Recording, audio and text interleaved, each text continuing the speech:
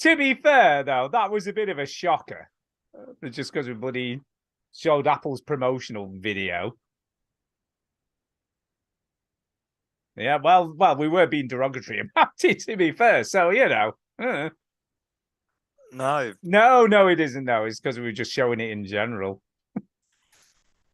We'll do it live. Okay. No. We'll do it live. F it. Exactly. No, I don't think so. I'm ready.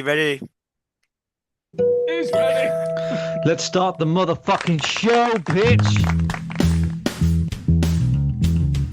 Sex noises. Welcome yo to the veteran gamers. Juju, Ginny, out of fellas will tell you about every single game this we play this week. And how much does it Reviews cost? and an indie pick. It's free. Story time and Chinny's game breakers. Here comes Duke with the soundbite savior. Bitcoin ain't nothing but soybeans on the computer.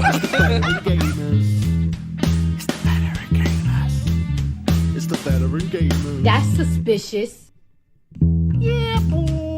And now it's got hot new games like The Legend of Soltar. But it cures all diseases, dude! Have to press repeat, yo. I do not have a problem. If I want to play Quasi Cupcakes, I will play Quasi Cupcakes. Hello and welcome to episode 702 of the Veteran Gamers Podcast. I'm Stu. And I'm Ben. There you go. Yeah. He's in Wales, apparently, shagging sheep, so I've heard.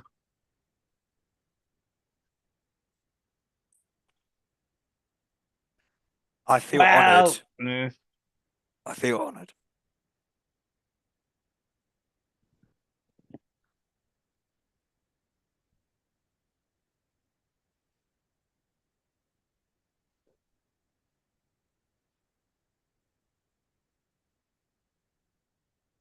There you go.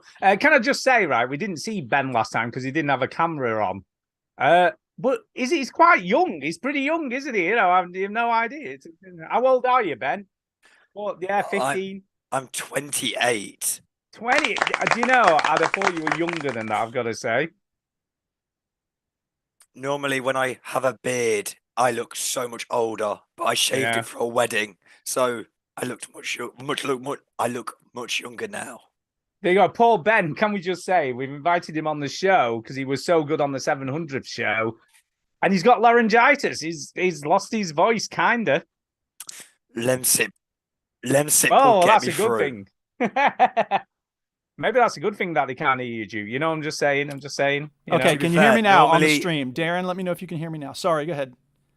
Normally, Chinny's got, hay fever issues, so I'm just It's true. carrying the theme over some sort of illness. Well, I did say that. I said, look, we have done the show with all sorts of ailments, for God's sake. You know what I mean? You're very So, kind. it's fine, isn't it? You know, we get through it. It's fine. Okay, so I should have everything fixed on the stream. Sorry, it's so weird having to do the Zoom call and the stream and recording and the sound effects. It's like I'm doing everything here. Yeah, it's because just Chinny usually does all of that stuff. And perhaps Stu could do at one of the seven I things don't that do are none of that required. technical shit. I'll let you two deal with all that stuff. I'm just saying. I ain't even got Zoom. Well, apart from when I do this. Okay. Anyway, Don't we're be here. We're live. roping We've me got in it for that. working. Ben is here. We're glad you're here, Ben. His voice. You strained your voice at a wedding yesterday. You said. Yep, my friend got married, and when the beat hits too loud. Oh yeah. What was So the let me best song that ask they played? you. No, shush. What's the best song Shut they up, you. played, Ben? Well, the one that got them all going was ABBA. Anything Really? ABBA. Yeah, all the well, old folks that uh-huh. could not move to save their life. As soon as that came on, boy, they could boogie. Dancing So Queen. is that when it went off? Did it? It went off when ABBA came on? Yeah. Well, my brother DJ'd, Okay. and he thought he got told it was at 1 o'clock, so he was just timing it, pacing it, and then they said, "Actually, it's midnight. You've got 15 minutes." So Oh, no. my brother just absolutely smashed it. See, but that's So, good. If oh. you get all worked up to the point where you get laryngitis, and the old folks are into it. Like I got my mom to dance during our wedding, and that felt like a great accomplishment because I had my friends over here breakdancing. My mom got a good DJ can really get everybody involved. As Stu Yeah, knows, yeah. Do it. Stu's a good DJ. Yeah, as I know. Yeah. As I know. Actually, do you know, I have still never DJ'd anything other than just doing it and putting it on Mixcloud. Well, not yet. But Millie has agreed to let me do a wedding, so, Oh, snap. reluctantly. Yeah. Reluctantly. Are you going to play... So, she's a sexy type of girl. The time you no, don't bring home to apparently, mother. Millie said, I'll tell you what you're allowed to play, but that's going to go straight out the window. Like, you know what I'm half of saying? it's got to be Cardi B, 100%. Nicki Minaj, Lil Kim. It's like, Oh, yeah, all that kind of stuff. face down, ass up. That's the way I like it. All right. Yeah, video games. We're here for video games. Does anybody have a story time first? Yes, I've got one. My favorite time. It's story time. Story time. But as Dan's here, I need to ask him what was the most, like, I'm sorry. Did you mean to controversial- say Ben is here? Yeah, I said Dan, didn't I, then? Yeah, you did. That's It's fine. weird. That's my brother. I think I did. I say think it. it's because he's talking about his other Dan. So anyway, as Ben is here, I think we should ask him what was the most controversial thing that happened at the wedding yesterday. Was there anything a bit ropey or a bit like? Anybody stand up and "Ooh"? object to the union? Yeah, Ever yeah. hold So their what peace? happened? Well, one of my friends was the best man speech, and the audience were very Christian, brought up correctly, Oh, and good. he just came. And like, I was at the back of the hall, just holding my head. I was dying of laughter, but you could cut the silence. Like, it was the most painful experience I've ever been in. Oh, man. And he says, "Where are they going on holiday?" I thought they're going to Bangkok, Bangkok. Oh no! And he just said it like 3 or 4 times. Well, just to see if they would laugh on the third time. Bro, it Oh, was no. constant. It was constant. That's Like, crazy. at the end of it, one of my friends had me as his best man, and he said to me, "I feel like I should have paid you money because of how good your speech was compared to that." Because somebody actually left the wedding in that. It was that upsetting. Oh Wow, God! Just went to that's the bar or intense. something just to get out of there. Dude, I don't know. I If didn't you see drive them someone again. out of the wedding, that's really saying something. Did you ever see the movie Rachel's Getting Married with No, I didn't. Anne No, Hathaway? no. That has the most painful. It's the rehearsal dinner beforehand, but it is the most painful wedding toast ever recorded on film. So if you want to feel, I mean, maybe this was as painful as that, but it sounds like this one was I also was loving funny. it. Yeah, I mean, was loving some it. of the crowd but likes like, it. Yeah. yeah. Well, I don't know. I think there was about 5% that loved it. Was it well, just 5% that hated That was it? you were his main audience then. Oh yeah. Yeah, I was Well, going to say, knew- was it just a bit of isolated laughter every now and again throughout the room? I knew it was going to be a disaster when he said, "This is going to be the best speech you've ever heard." I was like, Oh, "Wow, no. putting the bar too high." Yeah, there you go. Yeah, that's But a see, risk when everyone always. else is sitting there watching aghast, that makes it even funnier to that 5%. So he's working off of that, awkward, cringe silence. Have you guys experienced anything like that wedding-wise, where you're like, "Oh my goodness"? I actually did something like that when a friend in college was getting married. I was really young and stupid. I must have been like maybe 20, 21. And I looked really weird at the time. I had really closely shaved head, but I had this little sprig of hair in the middle. It was just, I wanted to look weird, and I did. Anyway, so I was supposed to escort Wanted this to look little weird. girl. I was supposed to escort this little girl down the aisle as part of the beginning part of the ceremony, right? And for some reason, she was so adorable, and I looked so weird and misplaced next to her that I thought, wouldn't it be funny if I made a gesture like, you just want to give her a bump upside the head with your elbow. But she stopped walking. So I accidentally really did, and I don't know what I was thinking in terms of making the gesture, but I clocked her in the head with my elbow, and Nice. everyone was just like, ah, and I was like, I What's wish he I could doing? die right now. Oh, It was my God. really horrible. Did she cry? Did you make No, her no, cry? no. She was great about it. She was just in a state of shock, like, why did he just hit me? What's going to happen next? This weirdo, I don't want to walk with him. But she didn't With cry. his Everything was weirdy fine after beardy. that. Yeah, I was totally weirdo at that time. So, It builds character. It I builds guess character. so. I just have a feeling like Yeah, it she's does. got this basement with pictures of me. Like someday I'll get my revenge. No, I wasn't actually at this wedding, but my mate used to work in a restaurant where they had a Hell's Angels wedding. Oh, So all these Wow. dudes turned up on motorbikes and such like, and it started off all quite, nice, and people were kind of getting on, and they did all the speeches and all that kind of stuff. And about halfway through the night, when they were all a bit pissed, they just started fighting, and it got so bad that they ended up having to call the police wow. to empty the place out, and they completely trashed the place. Yeah. But there was full on like brawls going on and all sorts of shit. Nice. Now, that's the worst speaking- wedding I've ever heard of. Yeah, speaking of Hell's Angels, do y'all know about their little wing awards that they gave out? No. Oh. This is the grossest thing ever. So there's some website here about I'm looking at this stupid PDF. And yeah, here we go. So there are these patches. This is all like mythological. No one knows if it's actually true, but that's the Hell's Angels, right? So, but according to the folklore, if a person is in the Hell's Angels and they have various wing decorations on their jackets, they mean specific things. So according to this website, which is publicintelligence.net, who knows how legit they are. But anyway, blue wings means that the wearer had oral sex with a cop. What? Brown wings means that the wearer had oral sex on a woman's anus. Red wings means that the person had oral sex while the female was menstruating. Oh, God. I can keep going if you want, or I can stop. This is not pleasant, and it's not going to get more pleasant. How does he get worse than that? Purple wings means that the person had oral sex with a female corpse. Green wings mean that the wearer had oral sex with a woman who had a venereal disease. That might be pretty common. I feel yeah, like I know, right? Everyone's just got green wings everywhere. So anyway, there's a little bit of helpful information for you. The more you know, the more you grow. Courtesy of your friends at the Veteran Gamers. Wow, that's terrible. yeah. I mean, I don't even know how that's public information, to be honest. I remember I saw some video about the Hell's Who Angels, wants like to some know documentary that? about them, and it was just like, no, you need to be aware of it, man. I don't know why. I don't even know what to say, quite honestly.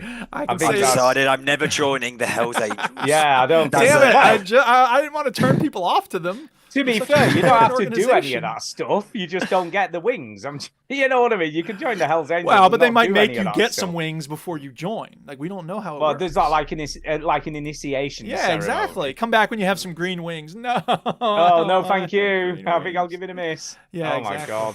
Worst podcast ever. But yeah, no, I've got only a minor story, I guess. But Okay. my mate Naz came round last night and Naz brought was like, an authentic Indian meal, Okay. curry, homemade Yes. onion bhajis, homemade chapatis. okay, What else did he bring? Oh, koftas, some lamb koftas, okay, and it was awesome, yeah. awesome.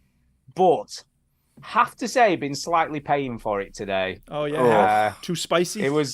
It was pretty spicy. You gotta be It was careful, pretty man. I used to be spicy. crazy about spices, and then I made, it takes a while for you to make a connection between what you do one day and how you pay for it the next day. And then it takes even longer to say, I'm going to stop doing that thing the one day if I don't want the pain and suffering the next day. But So, totally worth it. hey, Totally worth it that's because the it was thing. just so tasty. sure. The question is, so will you do it tasty. again next time? And the answer is probably. Definitely. Yeah. Absolutely, I will. Hey, Honestly, the best. It's one of the best Indians I've ever had. well, all But right. bless him, his wife and daughters were busily making it yesterday while he were playing cricket. So I don't think he had much to do with the production of it, but guess it was not. very, very good. Well, that's great. I was brought awesome. up on plain vegetables Yeah. and just the basic stuff. So when my brother got married to a girl up north, she was used to spices and everything, Yeah. and it blew my mind. So let me. Blew- So What is this I'm tasting? Flavor. yeah. So Yeah. were you a bit of a beige person? Were you then? Like Yeah. everything was beige, Monday to but not through Thursday- choice. Not through No. choice. Mondays to Thursdays was potatoes, broccoli, carrots, all throughout. Friday was like, oh, your sneaky pizza. That was about. I didn't even we didn't even know what a KFC was till I Wow. was like 15 years old. Oh, My mum and dad Jesus. were able to hide all the super So like did you have unhealthy like stuff. McDonald's? Did you have McDonald's? McDonald's was extremely rare growing up. Yeah. Well, like, Wow. Subway, I remember we were down Cornwall and it was like we were 15, 16 years old. My brother was 3 years younger. We were like, what is this Subway? We walked in and went, oh, it's just a local stall in Cornwall. Then we found out, no, it's just a global franchise that's just taken over the 17,000 world. locations in Yeah. this country alone. I was like, to be fair, I say to mum and dad Brilliant. now, I was like, that's incredible. Like, if I ever have kids, I don't want them knowing about like. But can we just say you're pretty trim? So there's something Yeah, to it this. I'm worked. just It saying it worked. works. That's You're right. not a fatty, are you, like me? Or Well, Duke for that matter. We're Yeah. both pretty chubby. I just think we're Uh, extremely gullible. We were just brought up, we're gullible kids. Yeah. But you had healthy food, can we just Yeah. say? It was for a good reason. It was a good reason. Yeah. So what's the most adventurous thing you've had since you've discovered there's more to life than beige food then? Ooh. Well, actually, I went to Egypt and I went to a village this Egyptian man took me to, and I'd never seen like white people before because it was that far out in the sticks. Wow. And they forced me to eat all their food. It was day Forced one, you. and oh my goodness, it was. I didn't know how to say no.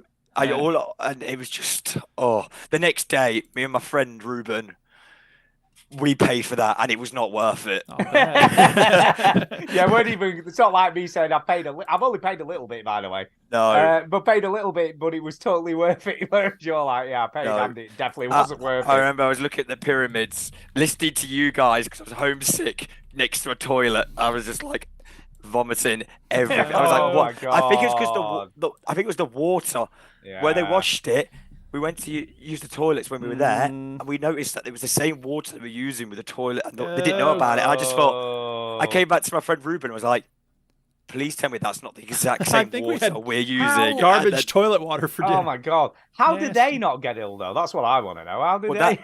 That's You when know I what I lost all hope in, saving the world. I went to the River Nile, and there was a guy pouring oil into the River Nile with a cow drinking next to it. Jesus. And I was like, how do I explain to this man that he's getting the milk from the cow and the goat? Right. I was like, no, there's no hope. That's rough. That's rough, man. Hey. Yeah, it is. Oh. All right, well, we should talk about some video games. So... Yeah, we should do. We Yes, should yes, talk yes. about Where are you video going? games. Story time's over, isn't it? Oh no, what happened to my thing? Oh no, what's happened? Oh, What's up? my What's up? sound clip. What you been reading? Why? What the heck? Oh no! What's Oh happened? no! Here, wait. What you I know doing with why. it? Because I have the extra MP3 thing on there. Here we go. Now, what you been reading? What you been reading? What you been reading? Yeah, so I just quickly want to say a word about this book I've been reading called No Hurry to Get Home by Emily Hahn. Or if Stu don't want to hear about it, we can just move on. Go ahead. No, it's fine. It's fine. What are you moaning about? Jesus, why don't you shush and let me talk about my book? All right. I don't know. It looks all highbrow and wordy. Any other assumptions you want to list about the book I'm going to talk about? It does about? look high. Look, it's got a weird picture on the front, and I don't know. Okay.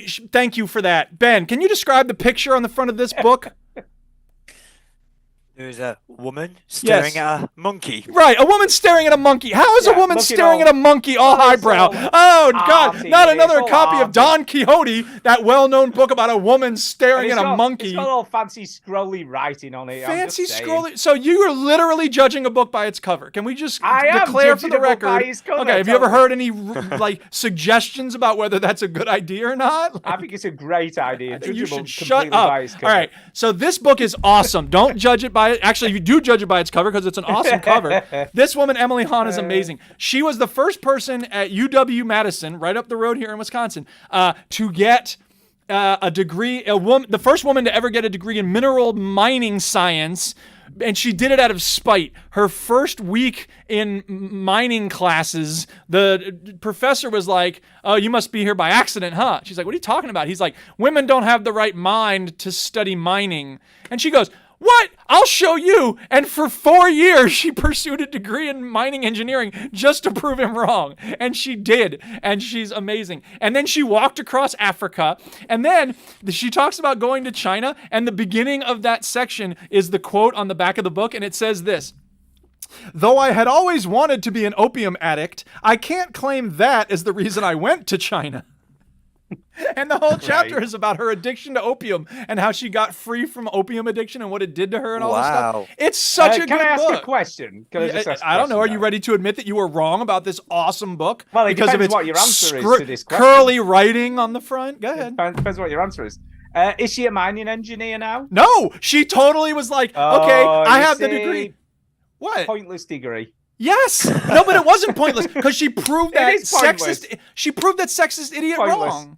Yeah, but she's not doing the job that she did a degree in. It's like, I have a mate. So hang on a second. So my wife has a PhD in biochemistry, but she's not a biochemist today. So you're saying she should be. Look, if you fucking study something for 4 years and then you don't do it, it's a ridiculous waste of time. Wow, that's one way to talk about it. Another way is to say Well, that it is. Because what's the point? What's the point is to learn and get skills that you can transfer to other learn. things. Oh, a lot of rubbish. I used to work with a guy, right? And he did a degree in philosophy of language, right? Yeah. For a start off, what the fucking hell is that to begin It's with? fascinating. Right? Malcolm X said he wished he then- could be a linguist. He then did a master's in it, and then he Yeah. did his PhD, Yeah. right? Did the fucking whole works, was at uni, at St Andrews University, one of the best universities in the country, for 6 years or 7 years, right? Went through all of this bullshit, right? Then he came and worked as a kitchen porter for me, right? Wow. Did that for 2 years or 3 years. Then he went to work as a theatre porter in the operating theatres. Then he decided he wanted to learn some more, so he did a biology A level and a chemistry A level. Then he did a degree to become a doctor, and now he's a GP. Wow, And it's sounds like a really smart guy who really Oh likes yeah, he had learning. a head. Honestly, his forehead was enormous. I've never seen anyone with such a big head. Did he I mean, was enjoy huge. learning all that stuff? Well, obviously he did, but it's like, what was the point of those 7 years? Hey, you might as well look, just become a doctor to begin with. What are you doing, you idiot? Think of that debt, though. Yeah, that's true. Oh, yeah, He's got to be a That doctor is now. He doesn't have a choice. He unreal. can't change Yeah. careers ever. Yeah.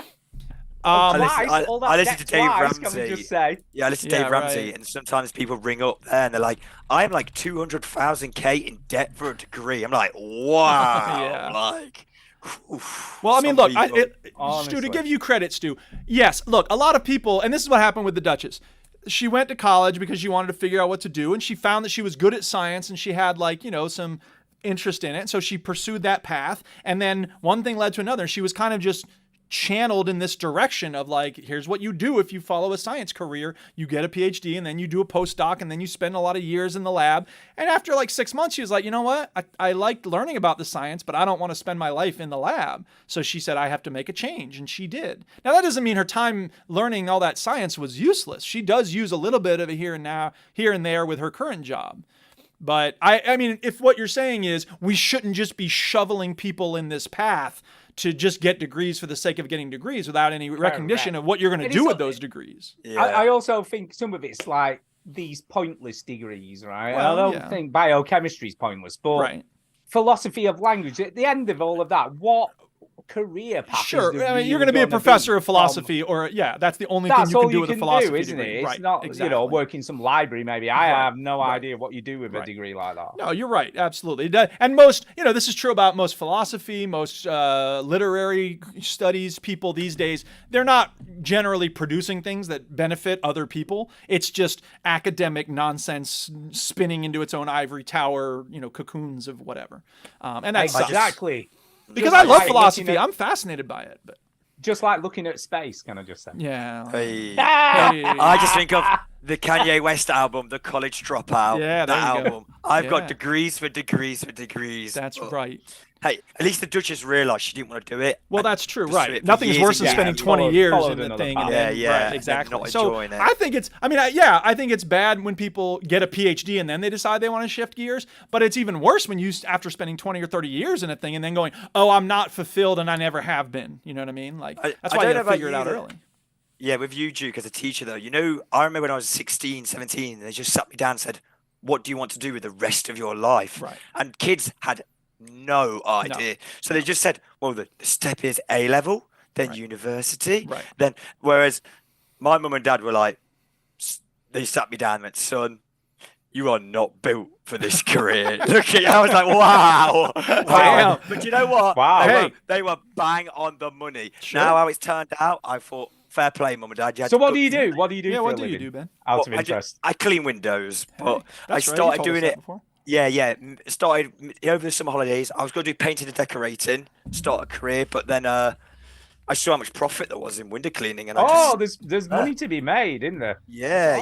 And do you know what? It's great because I can listen to my podcasts from go super deep, or if I just want to listen to music, or if I want to, and I meet so many interesting people, from customers, from people who are just on minimum wage doing stacking shelves to professors or some football players, and I always ask them, how did you end up getting where you got to? And it's fascinating. It is fascinating to see. That's very cool. A lot of people wish they Nice. could meet No, I like people in their jobs and stuff. I think that's one of the things I like about my job is I get to meet 150 different students every year, and and you get to be that is outside. cool. I'll bet sometimes as a window washer. So. It's good in the summer. It's horrible in the winter. Right? Yeah, exactly. It's a Yeah, double-edged sword true, in that sense. true. Every job's got its fors and against. That's right. Absolutely. Amen. All right. So I finished talking about my book. We finished talking about jobs and learning. Let's talk about some goddamn video games. Yeah, What you been playing?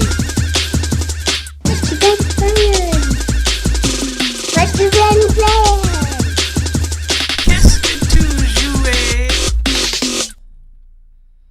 So, Ben. I think we should let Ben go first. Yeah, I So, was if you want to just rest gonna your say. voice for a minute? Are you all right? I can go if you would like me to. Yeah, go ahead. No, go. Go. You're the guest. Do We it. insist. So this week I've been playing Sea of Thieves. Okay. It's I first played it like 3-4 years ago. Yeah. Played it for a little bit. It became so repetitive. I dropped off, and then about 6 months ago, I got really into it because my brother's wife has never played a video game in her life, Wow. and she started. We taught her how to play Fortnite, seeing the basic controls, and then with that, it's so interactive. Sea of Thieves. We can have 3 people on a boat, and you know the mechanics we're used to because we've been brought up on video games. Yeah. She's never Yeah. experienced them, Right. and it is so awesome to see it in her eyes. Yeah. Like there's a map with the north, south, east, west where it is, and she's like, I just don't understand what I'm meant to be doing. Like, how does this work? And like, you know, in the riddles, there's riddles that we would know off by heart. Yeah. She's never seen it, so we join in, me, my brother, and her, and we just have a great time on that I'd say every week or two we have a good gaming session on it, and it's so awesome. And because there's so many like little adventures that can appear midway through, like we had a shark attack one week, and to hear her screaming, like literally screaming, like, oh my days, what is going on? That's was awesome. just so awesome to see. It's like it's reinvented me to keep playing the game. Right. You every get to time. see it through the eyes of someone seeing it for So the let, first let time. me ask you a question, because obviously they just announced. I mean, yeah, obviously from your age, Yeah. you might not be very aware of Monkey Island, but No, are you I know excited? it. I know it. Yeah, I Are you am excited excited. for the crossover? I mean, come on, Yeah, it's that- built for this game. Do you is know it what? not? They did the Pirates of the Caribbean one. I was like, that's the perfect crossover. Then they've done this one. I was like, no, that's even more perfect. Yeah, it I was is. like, yeah, it is just fantastic because it's not a game where, okay, you can sweat it and try and earn loads of money if you want to, but if you just want to do your own thing, people just leave you be. I found the community are really friendly as well because, Nice. like, when they see us, I'm just like, we're here with 2 newbie people. Please be nice to us. Mhm. 9 out of 10, they are lovely. That's awesome. So yeah. Next up, she can try honest- Rust, and you'll have the same experience where people Times are and very things. friendly and helpful. I might quite like it, but I've just never played it. Yeah, We had a it's- Have play you date ever at played one this, point. Duke? We had a play date one time with this, and it was a lot of fun. But it also took some work to get everybody together, and It was- does. some of the lobby joining was a pain in the neck. But I think if you had a group that met on a regular basis, is it persistent? Like if you join a different server, do you have to start from zero? well, you've got your currencies and your Okay. levels, Okay. but then you always start in the exact same spot, Yeah. and then you get your quests you can set off Right. to. Okay. But yeah, it's great because if you want to do skeleton battles, you can. If you want to do multiplayer, now they've made it so there's multiplayer areas. Nice. If you want to get treasure, and honestly, it is so. Sometimes though, they've got that good that even me and my brother, who've played games all our life, we're like, I actually have no idea what we're doing here, and I'm like, because his wife Nikki, she's like, I don't understand. I'm like, oh, okay, let me try and help you. And then at times I get there, and I'm like, you remember Now like you help Portal me. 2? Yeah, there's Portal 2. We did Portal 2, me and my brother, Oh, and yeah. there'd be moments where I was like, I know what I'm doing, and then I'd look, I go, no, I don't know what I'm doing here. Like it's that same. I love It's fun. Portal 2, such Yeah. a great game. yeah, it's great. That's It awesome. is yeah. amazing. Best puzzle games ever made. I would recommend Sea of Thieves if you're down for a fun adventure. Don't take it too serious. You have a Yeah. great time. Yeah. I feel like I need to play it. I do. I look at it and I think maybe when the Monkey Island thing like releases, maybe that will be it because I absolutely love Monkey It's Island. on Game Pass, so there's no and I reason played not to the last play it, one. yeah. Yeah, I played the whole of the last one while I was in hospital. I just played the whole thing while I was sat Yeah. there doing nothing. Right. And it was great. I mean, it was just such a brilliant game, and I just think they've done such an amazing job. Yeah. So yeah, I love Monkey Island, so I reckon I'll give this a go at some point in time. If you ever want to play, shoot me a message. I know I should do it. I should definitely do it. Should definitely play this. I do like the look of it. I do. So, I mean, is this? Would you say this is kind of an MMO? Really? I guess.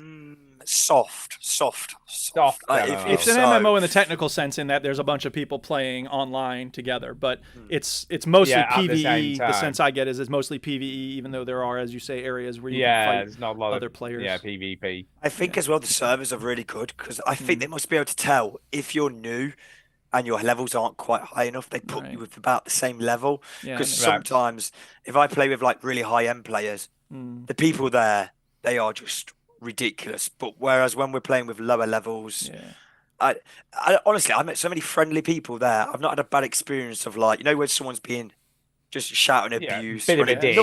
Nothing like that. Honestly, it's been that's great. A good crowd. When Duke, when you play Rush sometimes, I hear your frustration every week, and I'm like, I feel your pain because I used to play DayZ. That was the same. Sure.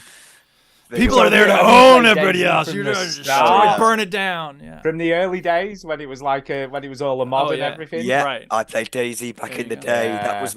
That's when I had unlimited time. Yeah, right. Yeah, I used to have a mate who played it all the time, and he lost so many hours playing that game. Yeah, but if he He enjoyed it, absolutely it loved it lost, though. man. Even if he'd done loads and then got killed, he weren't that bothered, you know. No. Just Because the start fun again. is getting started. It's getting start started again. sometimes. Yeah, and like Yeah, that. we said to our friends who played that, because they've all moved on doing their different things in lives, when we meet up and say, all that time we had, would you take it back? Yeah. And all of us said no. We loved it. It was an absolute blast. Yeah, exactly. And in a way, it's Hours and kind of hours. like, I think about this with Minecraft sometimes, like, you know, the Tibetan monks will make these sand mandalas for days. They'll sit there blowing the colored sand into these intricate patterns, and then people come in and look at them for 2 days, and then they just sweep it all away, and they're like, everything is Nice. temporary. Everything's temporary, and don't forget it. You know? Like art and, like that. I and like in a way, temporary that's art. kind of Yeah. what these games are. Like the worlds we build in Minecraft, or, you know, the adventures we have. Like, yeah, they don't mean anything, but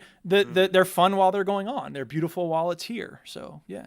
Nice. I like that. I like that analogy. It's a good one. I agree. Yeah. I agree. All right. Anything else about Nice. Sea of Thieves there, Ben? Nope. All right. Ready Just for play it, people. Who wants Just to go play it. next? Yeah. Yeah, just play it. Just Yeah. play Just it. play it. Stu, are you up Talking next? of which, do you think Chinny will ever sort these t-shirts out?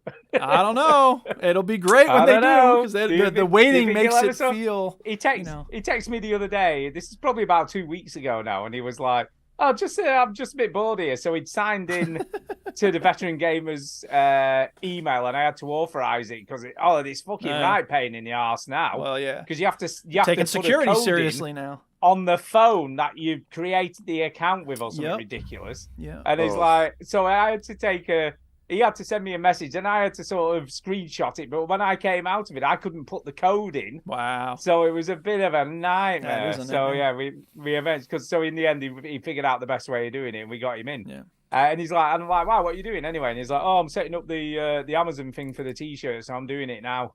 I was like, oh, great. Well, Finally. So I spoke last week after we finished it. I'm like, oh, did you set anything up for the?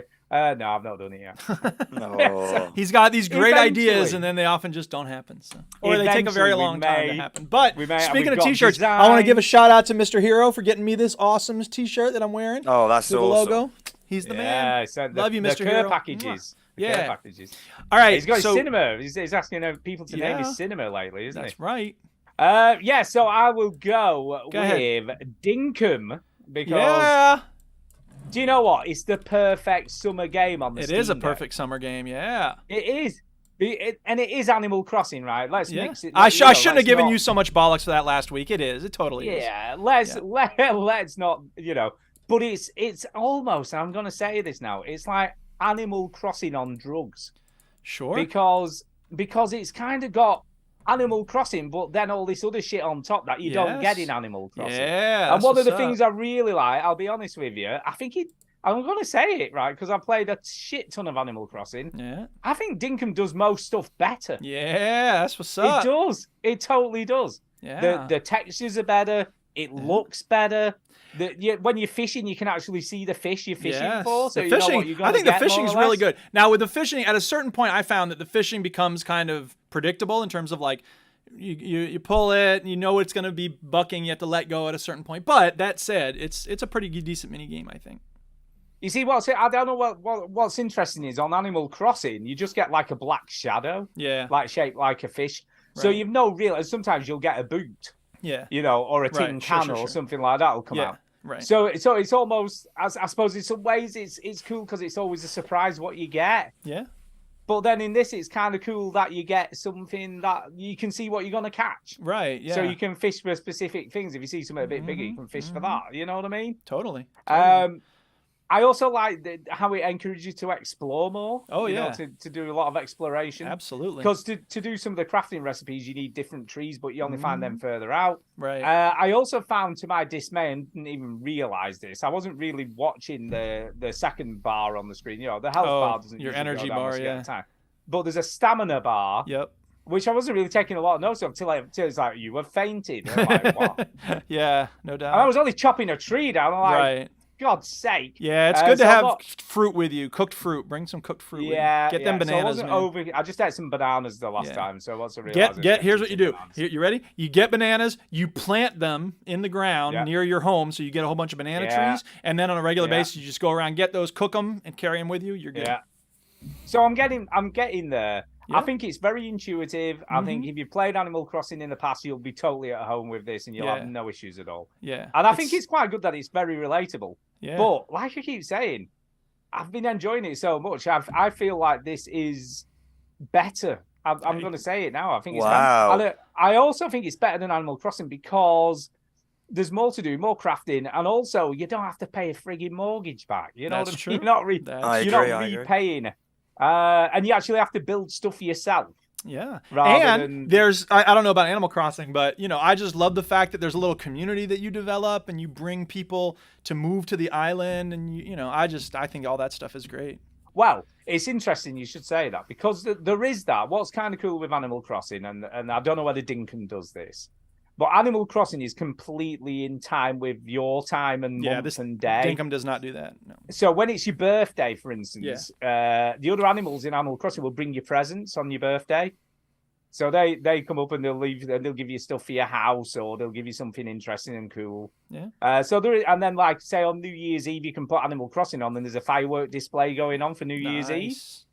So there's a lot of stuff that Animal Crossing does that's super super cool. Yeah. You know, and there's only certain plants you can get in certain seasons. There's only certain vegetables you can get, flowers, etc. This doesn't really do that so much with the seasons, I don't think, but I could be wrong. And that's the thing. He keeps updating it, and he just every time I see him, for instance, it's been a year since this launched in early access, and there's some special thing right now that you can obtain, and I'm like, that's really cool that he just gives you special things all the time. Yeah, don't get me wrong. There's a lot of things that Animal Crossing does that are super, super cool. Yeah. Like you have a museum, and when you get fish, you take them to the museum, and they're all in aquariums and stuff, so they're all there for you to see. Stu, there's a museum in Dinkum. Oh, well, that's coming. You just haven't found it yet. I just haven't found it yet. Yeah. So they do that, and then the other super cool thing that Animal Crossing does, for instance, there's like weeds grow.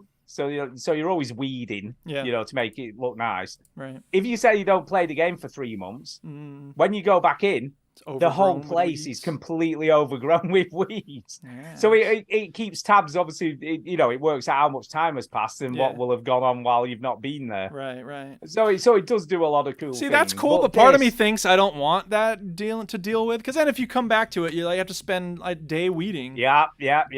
But I mean, you see, my daughter loved all that shit. Yeah. And the characters always say, "Where have you been? Yeah, you have to spend 2 days being friends with them again." I got sick. I was in Egypt. I was shitting all night. Yeah. The question I'd ask you: if you don't save and you exit, do you come back and the guys having a go at you? Yeah, the mold doesn't pop up. That on the DS used to be the worst. It's like a 20-minute lecture. Yeah, you Italian save. mold. You have to promise never to always save, and my life. And if you, God forbid, you didn't save, because the second time he comes, he's even more angry. Oh, my daughter got that quite a few times. A few weeks ago, I got my DS out just to play Bubble Bobble, but I saw Animal Crossing. I thought I'll plug it in and check it out. And as soon as that guy appeared saying you haven't saved, I just switched it straight up. I was like, I am not doing this. I am not doing this. And he Fuck full on you and shouts your at you, saving. doesn't he? I mean, Oh. my daughter cried once when he came up here Wow. because he proper shouted at her. Yeah, he's mad. He's an angry man. Angry He is. man. And he's like a New Yorker, isn't he? He's like an Italian New Yorker. And he Yeah, proper forget about shouts. it. Yeah, it's like that. That's exactly what he's like. Nice. But yeah, it's like, don't mess with me. But yeah, Dinkum, I can absolutely. If you've not got if you're not in the Nintendo ecosystem, Yeah. Or this even is if you are. definitely a game to play. I mean, I picked this up for a tenner. You know, you ain't Yeah, gonna get amazing. Animal Crossing for that amount of money. And this game No. was made by one guy. Like this is another Stardew Yeah. Valley type thing, and it's just so It's beautiful to see all the super, work super he's put on it. polished. It's so such well made. it's such a labor of love. Like Stardew Valley was this person, Concerned Ape, who just put all his time into it. And the person who made this, I don't remember his name, but he's such an interesting guy, and he's posting stuff online. I think because I bought this the day it came out on early access, and there were so many posts of people like, I love the game, it's so much fun, thank you, and he was like replying to a bunch of them for a while. I don't think he replied to mine, but it was just so nice to see him getting the love he hoped to get from this game. So Yeah, no, Well, I think he- he's done a sterling job. He probably threw all his eggs in this basket, oh yeah, believing it was going to work. Like, you think of I can't believe we live in a time where one person can make that type of game. yeah, totally. It's incredible. It is. It's very impressive. Yeah, No doubt. very good. I'm I'm glad glad you you like it. persuade John to stay. By the way, John's stopping now with his Oh, shop. yeah. Well, he's your So that's- first real, townie, so you'll get him. Have you found any Yeah. amber or beehives yet? No, I've I think sort of got he needs to be tin set or up with a copper store. ore. Yeah. I think he needs to be set up in a store for you to get those. But at some point, when you're chopping down a tree, there will be a beehive that just falls off of it. It might be tempting to break it open in order to get the honey inside, but don't do that because it's worth a lot of gold or dinks or whatever they're called. So Right, okay. Yeah, he asked me to catch a fly for him and then gave me about 3,500 dinks. I'm like, that's pretty good. yeah, but flies can be so annoying because they're hard to notice where they are. So I'm just like, Mind you, after a certain- he only does that one time when he asks you to Yeah. get him one. Then Right. He only gives you Well, about people will 30 ask for dinks. that sort of thing, on a regular basis. Go get me this fish. Go get me this insect. At a certain point, I was just keeping, I'd just find insects around and just catch them, and then have one of each type in case somebody was like, "Hey, will you find me a fly?" I don't have to go out and find one. The problem with the insects is you can't put them in storage. They're always going to be in your Right. inventory, so they always take up a Right. little bit of that space. But it's cool. I mean, the fact that there's always something to do, and Yeah. I like the way that the progression's working Yeah. and what it's telling you to do next and all that kind Yeah. of stuff. It's a great time waster. I mean, I've been sat in the hammock outside just playing this, just Yeah. sort of chilling, and Yeah. I've got an anti-glare screen for the Steam Deck now, which works brilliantly. There you go. So I'm just sat there with that in the garden, Heck yeah. chilling in the sunshine, Awesome. playing games. What more can you ask for? What more can you ask for, man? So it's a perfect summer game. Yeah, at some point you should check out the Dinkum Reddit because some people have posted their cities that they've built and they're just beautiful. People put so much, because now how much time it takes to move like one pile of dirt. Like that's a labor, that takes work. These people have landscaped entire villages and they're just so impressive. So at some point you might want to check those out because they're Yeah, very I mean, interesting. there's so much more depth to this than, Yeah. than Animal Crossing. Even like like you say, in the building, crafting, because you Yeah. can't do any of that stuff in Animal Crossing. All you've Yeah. got to do is keep extending It's your about- house. Right. You build other stuff like you let for the villagers living, but that's kind of it, really. Yep. But my daughter, by the way, actually got the credits for the Animal Crossing on the Switch. Oh, she beat it. Well, she beat it. Wow. I didn't even know that you could be beaten. I didn't know what you had to Okay. do. And it basically you get the credits when there's like a famous pop star, Mm-hmm. and you've got to get a 5-star rating on your like village or island or whatever. Gotcha. So you've got to plant all these, put all these fences up and plant all these flowers and have no weeds and all this kind of stuff. Right. And when you finally get a 5-star rating, he comes and plays a concert. Ah. And when he'd done the concert, she got the credits. The credits scrolled. Nice. I was like, didn't even know you could finish it. So she's beat Animal Crossing on the Switch. So Nice. there you go. That's awesome. That is an achievement. Oh no, she's crazy. My daughter doesn't play many video games, but when she does play a video game, she is like She plays it. totally focused. Yeah, Yeah. yeah, she is like on it, and she will play it till she's finished. Nice. There was, I can't remember which was the one on Apple. There was like a platform, and it was rock hard. And she just played it and played it and played it until she finished it, and then she played all the extra stuff that they added to it. And my god, it's like Super Hexagon when she were playing that. I remember that, yeah. Oh, and she got obsessed with it, and then nobody could even. And at one point, she had one of the top 10 longest times in the world or something ridiculous. And she was just crazy on it. But like, you watch her play it, and you're like, "How are you doing that? How are you doing that? I have become what is going the game. on here?" Yeah, it was almost like she was completely zoned into the game. She was like, almost the game was her. Sure. It's crazy. But other than that, she barely ever plays video games. Okay. But then every now and again, someone just gets his hooks in, and that's it. She's all in. She is all in. Totally all in. Word. So there you all go. right, anything Duke, else about over to you. Dinkum? Yeah. No, it's great. Okay. Play it. Thanks for the recommendation. I'm glad you like it. No doubt. It's the reason it was my game of the year last year. Yeah, it's perfect. Yeah. So my game of the year this year is not going to be Rainbow Six Extraction. You see how I did that? Oh, that was cheap this week on sale, wasn't it? It's very cheap this week. It's and there's a reason it's so cheap. So I played Siege for about an hour. I used to love the Rainbow Six Vegas games. Those were some of my favorite shooters ever. Rainbow Six Vegas 2 might still be my favorite shooter of all time, tied with Fear 2. Yeah, Siege for me, it wasn't my thing. It felt too slow. It felt too claustrophobic, and it's PvP, and I'm not crazy about PvP in general. When I heard about Extraction, I was like, ooh, cool. Okay, this is a new kind of thing that is based on PvE. I'll give it a try. Not for me. The aesthetic is great. I wanted to love this game. It's futuristic. You're fighting aliens. Like first-person shooter. You got laser scopes, which is great. I hate a first-person shooter with iron sights. It's weird, but it's a true thing that drives me nuts. Yeah, but I don't know. Maybe I'm just no good at it because I was doing this training mission and I was like, okay, I'm going to go and do a takedown, right? So I'm moving very stealthy-like. Yeah, okay. I'm moving stealthy-like. And then the alien turns around as soon as I'm near him and is like, ah! And of course, when he does that, all the other aliens come running and I'm like, what the fuck? And so in that moment, I'm like, okay, I'm going to do a takedown. And I was mashing the button for the takedown and it wasn't doing anything. It was just like kind of slicing him with this little melee weapon. And I'm like, well, fuck this takedown. And I'm just shooting him. And it was like, failed to do a takedown. And that was like the first thing you needed to do in this training mission. So I failed that. I hate stuff like that. I was like, okay, well, whatever. I killed the monster, but I didn't do a takedown, so I failed. And then it's like, okay, do the second part of the mission.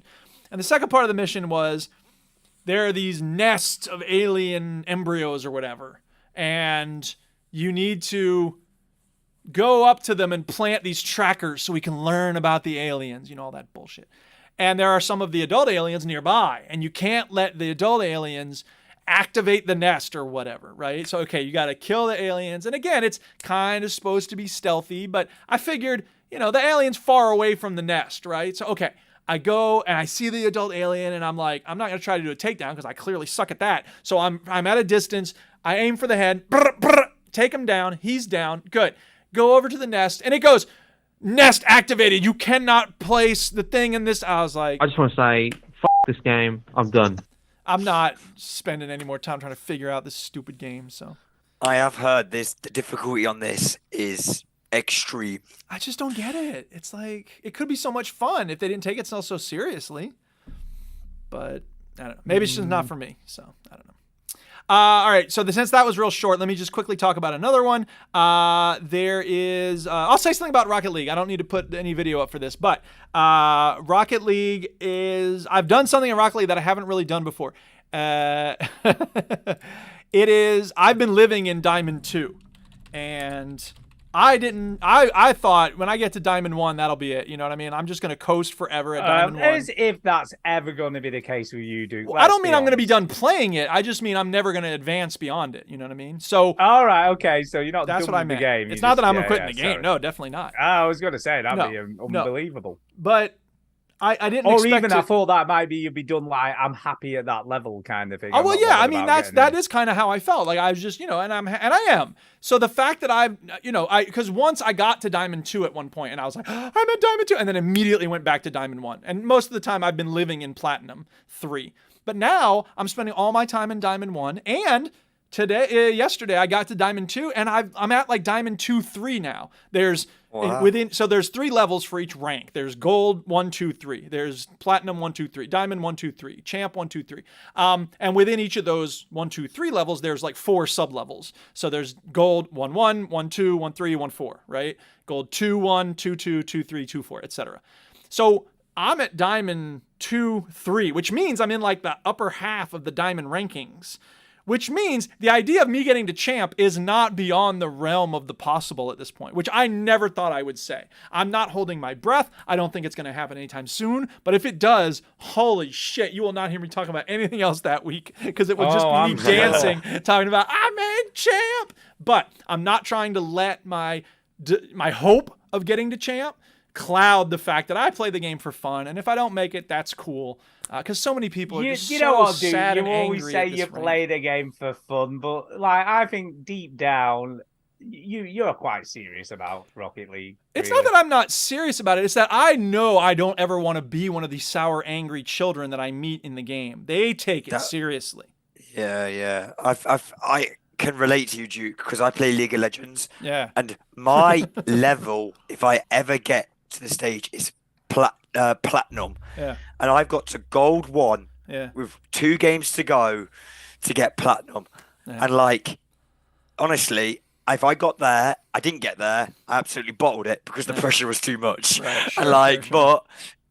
but that moment, I was like, if I ever get to that stage, that's it. I know because any further than that, you have to become a toxic, dedicate your life to it. That's exactly. That's my level. You have to put in hours and hours of specific kinds of training. And I don't know about League, but I remember when I got to Dota at a certain point, people were like, you need to train on last hits because you have to kill the mobs at the right time. And I'm like, I don't want to do that. I just want to play the game. So, I feel like you, though, like, I don't take it too serious.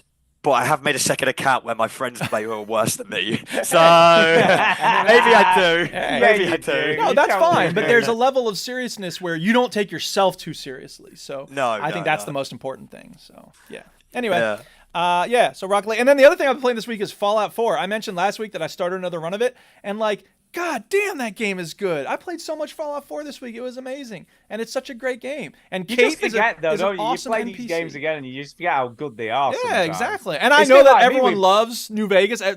New Vegas is the one with the hugest fan base. And people kind of shit on Fallout 4, but I think Fallout 4 is an amazing game. So y'all can suck my butt if you don't like Fallout 4. Well, it's a bit like me with Max Payne 3. I've forgotten how good that game was till I started playing it again. I'm like, fucking hell, this game is good. And it were £3. Yeah. It were nothing. It were pennies. There you go. And I'm getting so much stuff out of this game. Yeah, I do find, because it's always the next thing. You forget how many great games there are. Like, for sure. So many golden gems that Absolutely. I'm because Nikki, my brother's wife, was showing her games that she's never seen before, like Simpsons Hit and Run. Yeah. I'm like that. I won't allow GTA, but that game, that was like Ace. The God game back in the day for me. So have you shown a Portal 2? Have you given her a go at Portal? We've got her on A Way Out 2. We did A Way Out. The prison one. Yeah, that's pretty good. We all caught COVID at the same time. So we all stayed in one house, and me and her one morning just played that, and then we got her onto what's the one where the two little that was my game of the year. Yes. It Takes Two? It Takes Two, yeah. Her and her friend, who doesn't play video games, they've both bought Xboxes just to play that game together. Such a great... that game is fucking superb. Do you know what? They had a blast. For like 2-3 weeks, all they could talk about was this game, how incredible it was. What It Takes Two did it brilliantly well, and why it was my game of the year is because they almost did the Nintendo thing, where they had this great idea for a mechanic and a level, and then they just threw it away and just did something else the next level. And they just it's almost like he had this massive bucket of ideas and just kept pulling one out after another. And pretty much all of them were hits. Pretty much all of them were superb. I played that with Millie, couch co-op, and we had an absolute blast playing that together. Again, she was all in. You know what I mean? Yeah, this game, yeah. The moment we started playing it, she was totally in. Yeah, Absolutely loved it. There is some games where, just show them different mechanics. It just blows their mind. And like you say, that's why Fallout 4, I'm like, I don't know if she'd like that because she's not really into the single player. She's more into coax her in the right direction, lead her in the right direction and she'll figure it out.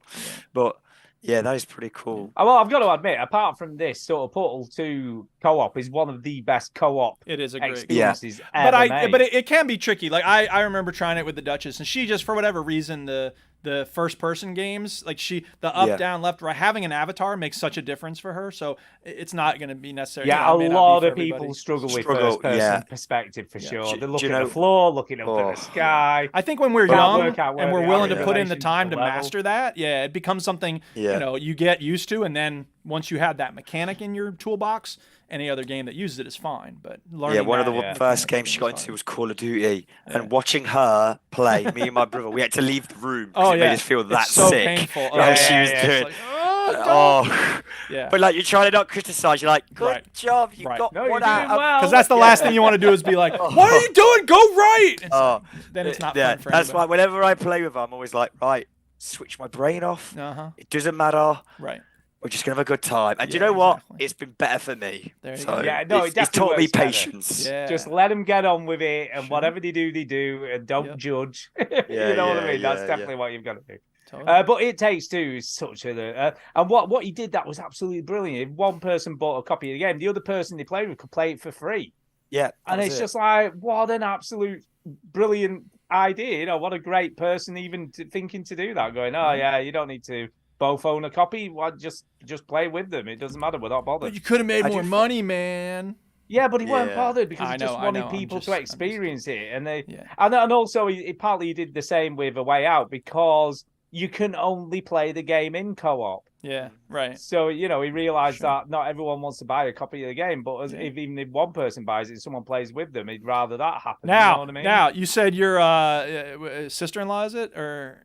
Yeah. She and her friend both bought Xboxes. It'd be cool if you buy one Xbox, get one free for this kind of game, because then that would really show devotion. I really want to make sure people get to play this.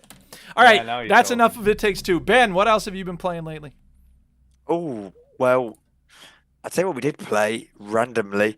We played Peggle 2. I was around my brother's house. I was getting back to this. And for some reason, I was gonna play my game, bitch. But after that, I was like, right, Peggle 2. Let me just download it quickly to have a go. Yeah. And me and my brother and all of us sat down. And again, she'd never seen Peggle 2. So we just played games. Who could get the most scores? Yeah. I tell you what, we had a blast. And there's a multiplayer version you can have as well. So you're both battling to see who can get the most points. Yeah. Yeah. Pretty cool. Honestly, Peggle 2 was like, back in the day on the Xbox, it was Viva Pinata and Peggle 2 were the two games you got for free. Oh, God, I played loads of Viva Pinata. Yeah, they were the two games you got when you bought the Xbox 360. And we used to sweat those two. Phil Spencer did the biggest disservice ever to Viva Pinata because he basically described it as a game for kids. Yeah. And the moment he said that, literally nobody played it. Because it was just like, playing this kid's game. I'm playing that shit. No, I really enjoyed it. I did. I loved it. It was so good. It was so cool. See, and that speaks to the need of gamers to go beyond the labels or what people say a game is for. Yeah. Games for kids. Are for gaming. That right. Kiss of Death. Gave it a kiss of death, and it was such a great game. Yeah. But Peggle 2, it's Peggle 1 with just 2 on it, but Peggle's brilliant, so... Yeah, I do. I'll be honest with you. I prefer the original Peggle to Peggle 2. I didn't we were really playing it. I was playing it, I was thinking, it's good, but it's not quite the... But then again, I think it's because first time you play Peggle 1, you're like, what is this game? It's like, I don't know. I play Clash of Clans even to this day, but The Simpsons tapped out. I know Chinny got really invested in it at one point. Yeah, he did. I couldn't get it because it was Clash of Clans was like the first version of that. Right. I was like, well, you know, I've already got it, so you know, why play something else when you've got the OG? Right. No, that's true. It's totally true. And we were obsessed with Peggle, weren't we, when it first came out? Oh yeah. Oh, There's to never joy, been man. anything like that. Wow. No, there wasn't. So- It was just fun, and it was Yeah. just crazy. Absolutely. Every time you got in the bucket, you were like, yes, get another go. There you go. But yeah, All right. it's me. Oh, I like Peggle. Is it me again? I think Yeah, so. go for Are we it. ready well, for the... I'll be honest, I've been so busy. I've fucking jet washed it. I've done fucking jet wash simulator again. Oh, Car wow. wash simulator in real life. Okay. Did the patio and I got absolutely fucking covered in shit. I was covered in Yeah. it. Oh my god! Covered in Honestly, shit. I was head to toe covered in shit. Yeah. But it looks beautiful. It Well, looks all right. beautiful.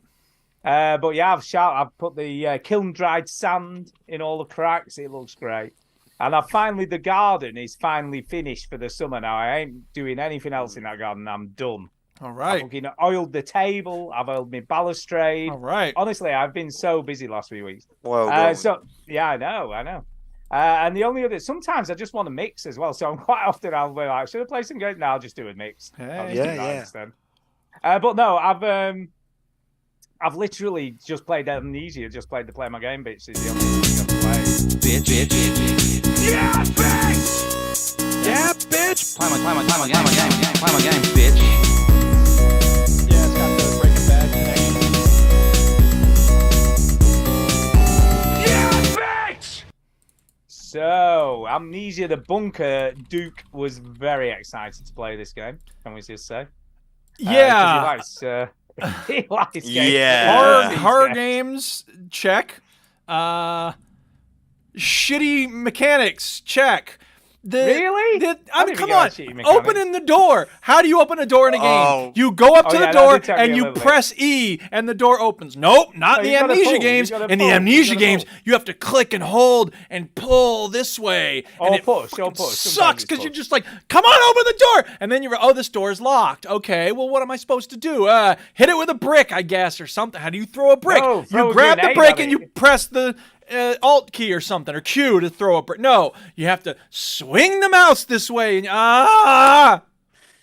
I do- didn't have to do that on the controller just a sec. Do you know what? Right, listening to you, like the veteran gamers, you think, oh, they're old people. They don't quite understand how the mechanics works.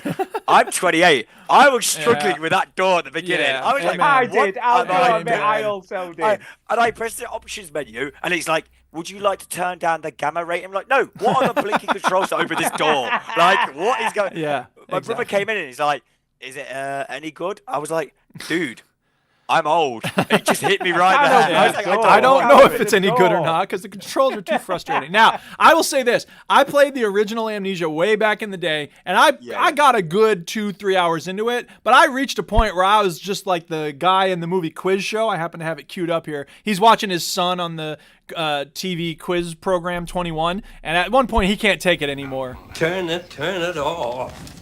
Turn the damn thing off.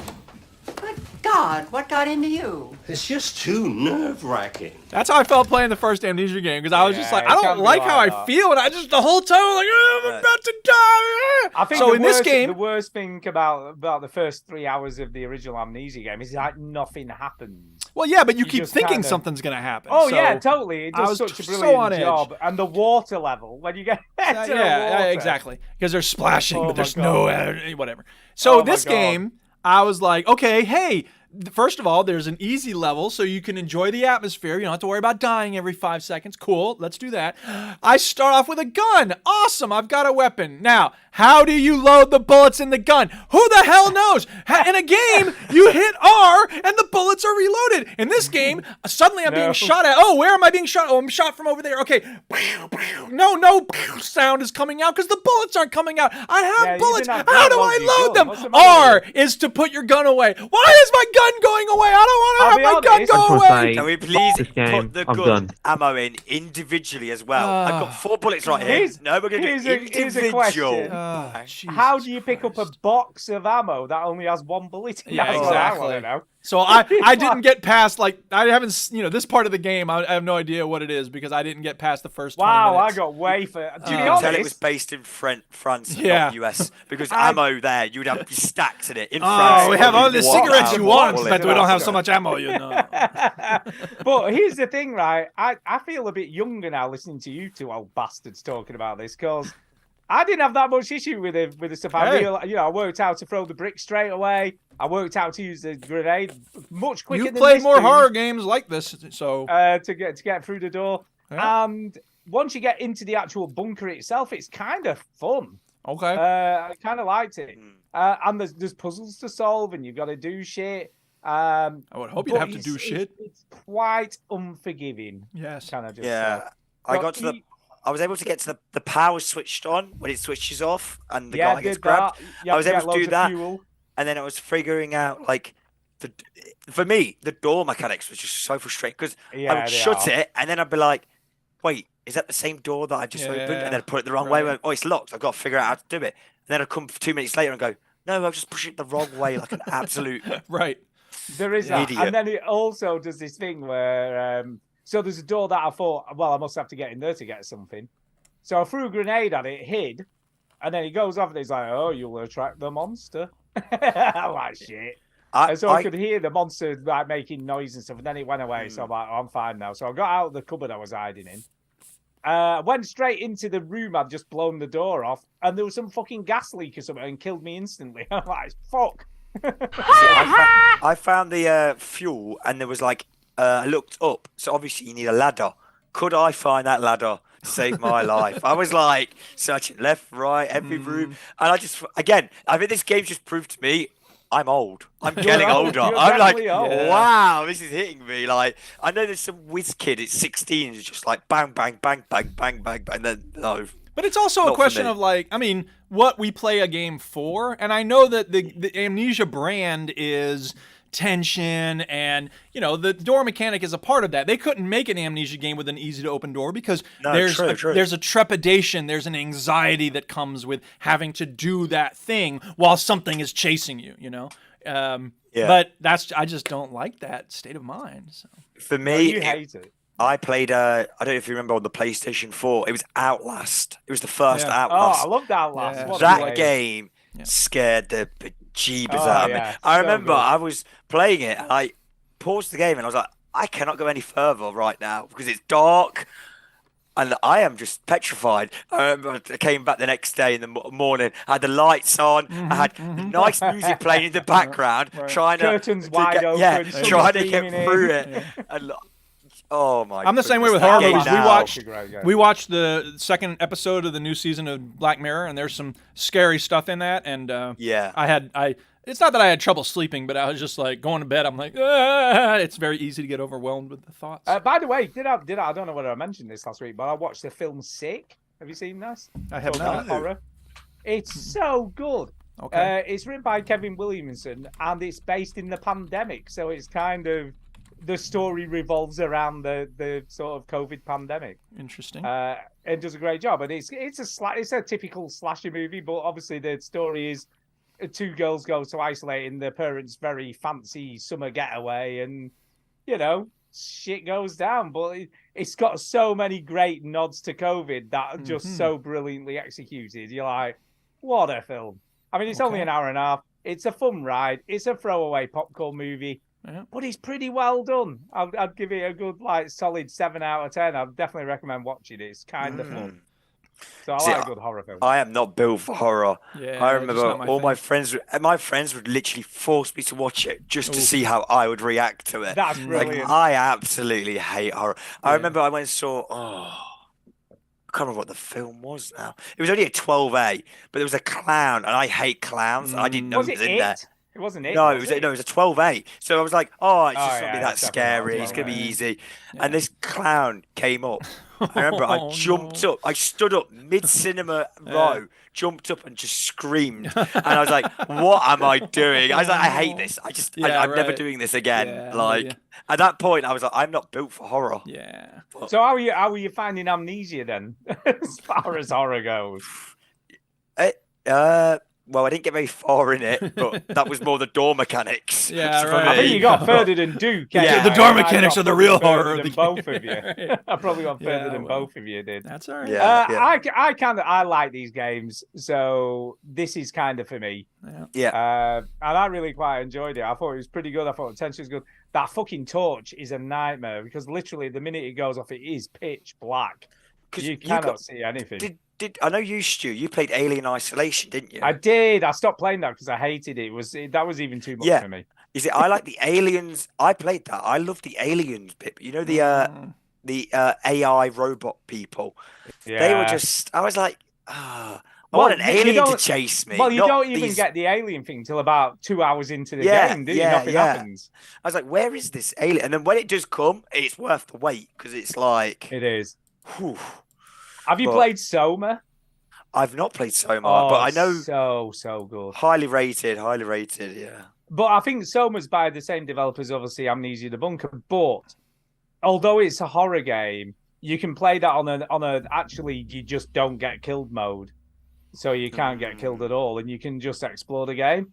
And I played it the proper way because obviously I'm hardcore me. I don't play no fucking pansy way, but Unless it's Elden Ring. unless it's Elden Ring. But that game is so good. I could tell the story is just sublime. It's just brilliantly well told. It's so It good. is on my list. I will get to it one day. But you should definitely play that. It's Steam Deck. Have you got a Steam Deck, by the way? No, I've not. The Yes. only handheld I've got usable is a Switch. Well, I've not got it now. It's at my friend's. But a Switch, a PS Vita, and a DS. Yeah. PS Vita. Jesus Christ. That's Oh, classic mate, old taking school. you back. Yeah. It is. I played quite a few of that. I sounded like proper Northern then. Lad, it totally is, lad. Taking me right back. The Vita, Stu. I remember when you had one, didn't you? I did. It's cracked. Yeah. I found it the other day. No idea how, but all the screens completely cracked on it. Yeah, So I don't know what happened to that. I actually liked the Vita back in the day. It had some good ideas, but just not enough people got on board. And the only idea I hated that I didn't know it had was I always played Uncharted, the PS Vita version. Oh, I played that. And I played it all day at Centre Parks in the dark.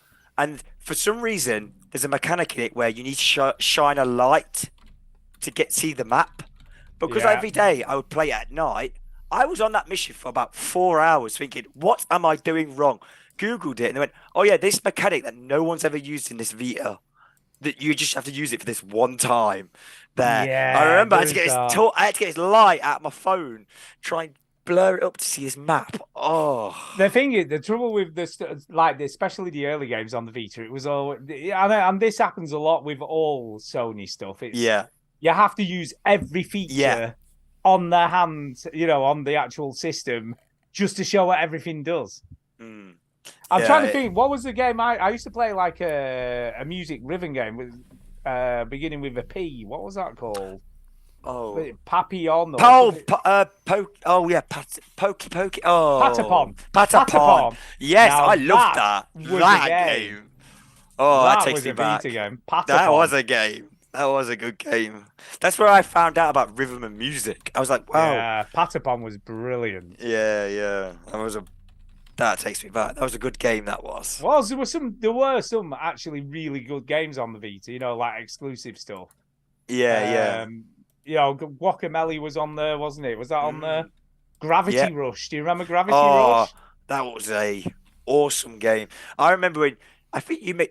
The reason I bought it because you bought it, Stu, and I remember Oh my you talking about God. it, and I thought, wow. You see, this makes me this is realise how incredible. long you've been listening to the show for. Yeah, 'Cause that no. is a long time ago. No, I remember, and I thought, Stu, you always jump on the bandwagon, but I do. I'm an You- early but adopter. It's I true. remember it was about 2-3 months in. You were like, "This is here to stay. This is," and I thought, you know what? I'm getting Yeah, it, Stu. Wow. I'm getting There's a it. sign what? of how much feel influence we really have. Don't bad take now. it lightly. No, I Stu, feel Stu, so should. bad. I had a great time with it, so you were correct. All those It years wasn't- ago, you were correct. There were were correct, some sir. really good games on it. I was correct. I'm such an early adopter because I had at one point 2 mini disc players at the same time. Can I just say? Ooh, fancy I had a pants. personal one and one in the living room. And then they went, oh, he's a CD rewriter. What about this? And I'm like, fuck. Was it, for you, Duke, because you're not more of a bandwagon type person, was there anything you ever jumped on the bandwagon and you thought that was a good choice or a bad choice? No, it's not even that. It's that I'm a cheapskate. So like I'm always waiting to see like what happens. Like, okay, the closest I'll get though, like is it's not hardware usually for me. It's software. So, you know, Dinkum, I got, like I said, on the first day that Dinkum went live, I was like, this is going to be for me. And it totally was.